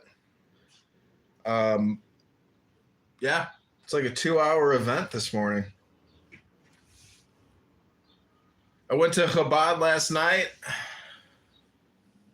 read the 10 Commandments, brought it up today with Steve Appel, brought up the first 2 commandments. Caleb was trying to explain it to them, and it's just such a mystery for them. They can't understand basic English language, don't understand the law. They think every law in the 10 Commandments should be destroyed. It means nothing to them. It's delusional. It's crazy. You know, how can Steve Appel, I'm a Jewish atheist. Next time you go to your Chabad, ask your rabbi, is it a contradiction? Are there Jewish atheists? He'll say, yes, of course there. Steve Appel is such a schmuck. And, I like him still, but I'm just saying that if you don't like the book club and you don't want to pick up a book and have some fun, well, you're a boring person. Atheists are just boring. They refuse to use the technology of language to engage in playful fun. I can understand the criticism of, violent genocide and wars, but, people are boring, El Normo. And as somebody who has made a lot of content, a lot of scripts, don't they understand how it all works? Is it just because they've never actually engaged in the creative process full cycle? Clubhouse is the limited experiment attempt of some people to create a show. Ask the atheist. I guess that's what's happening here. But he doesn't even have a YouTube channel. Hello?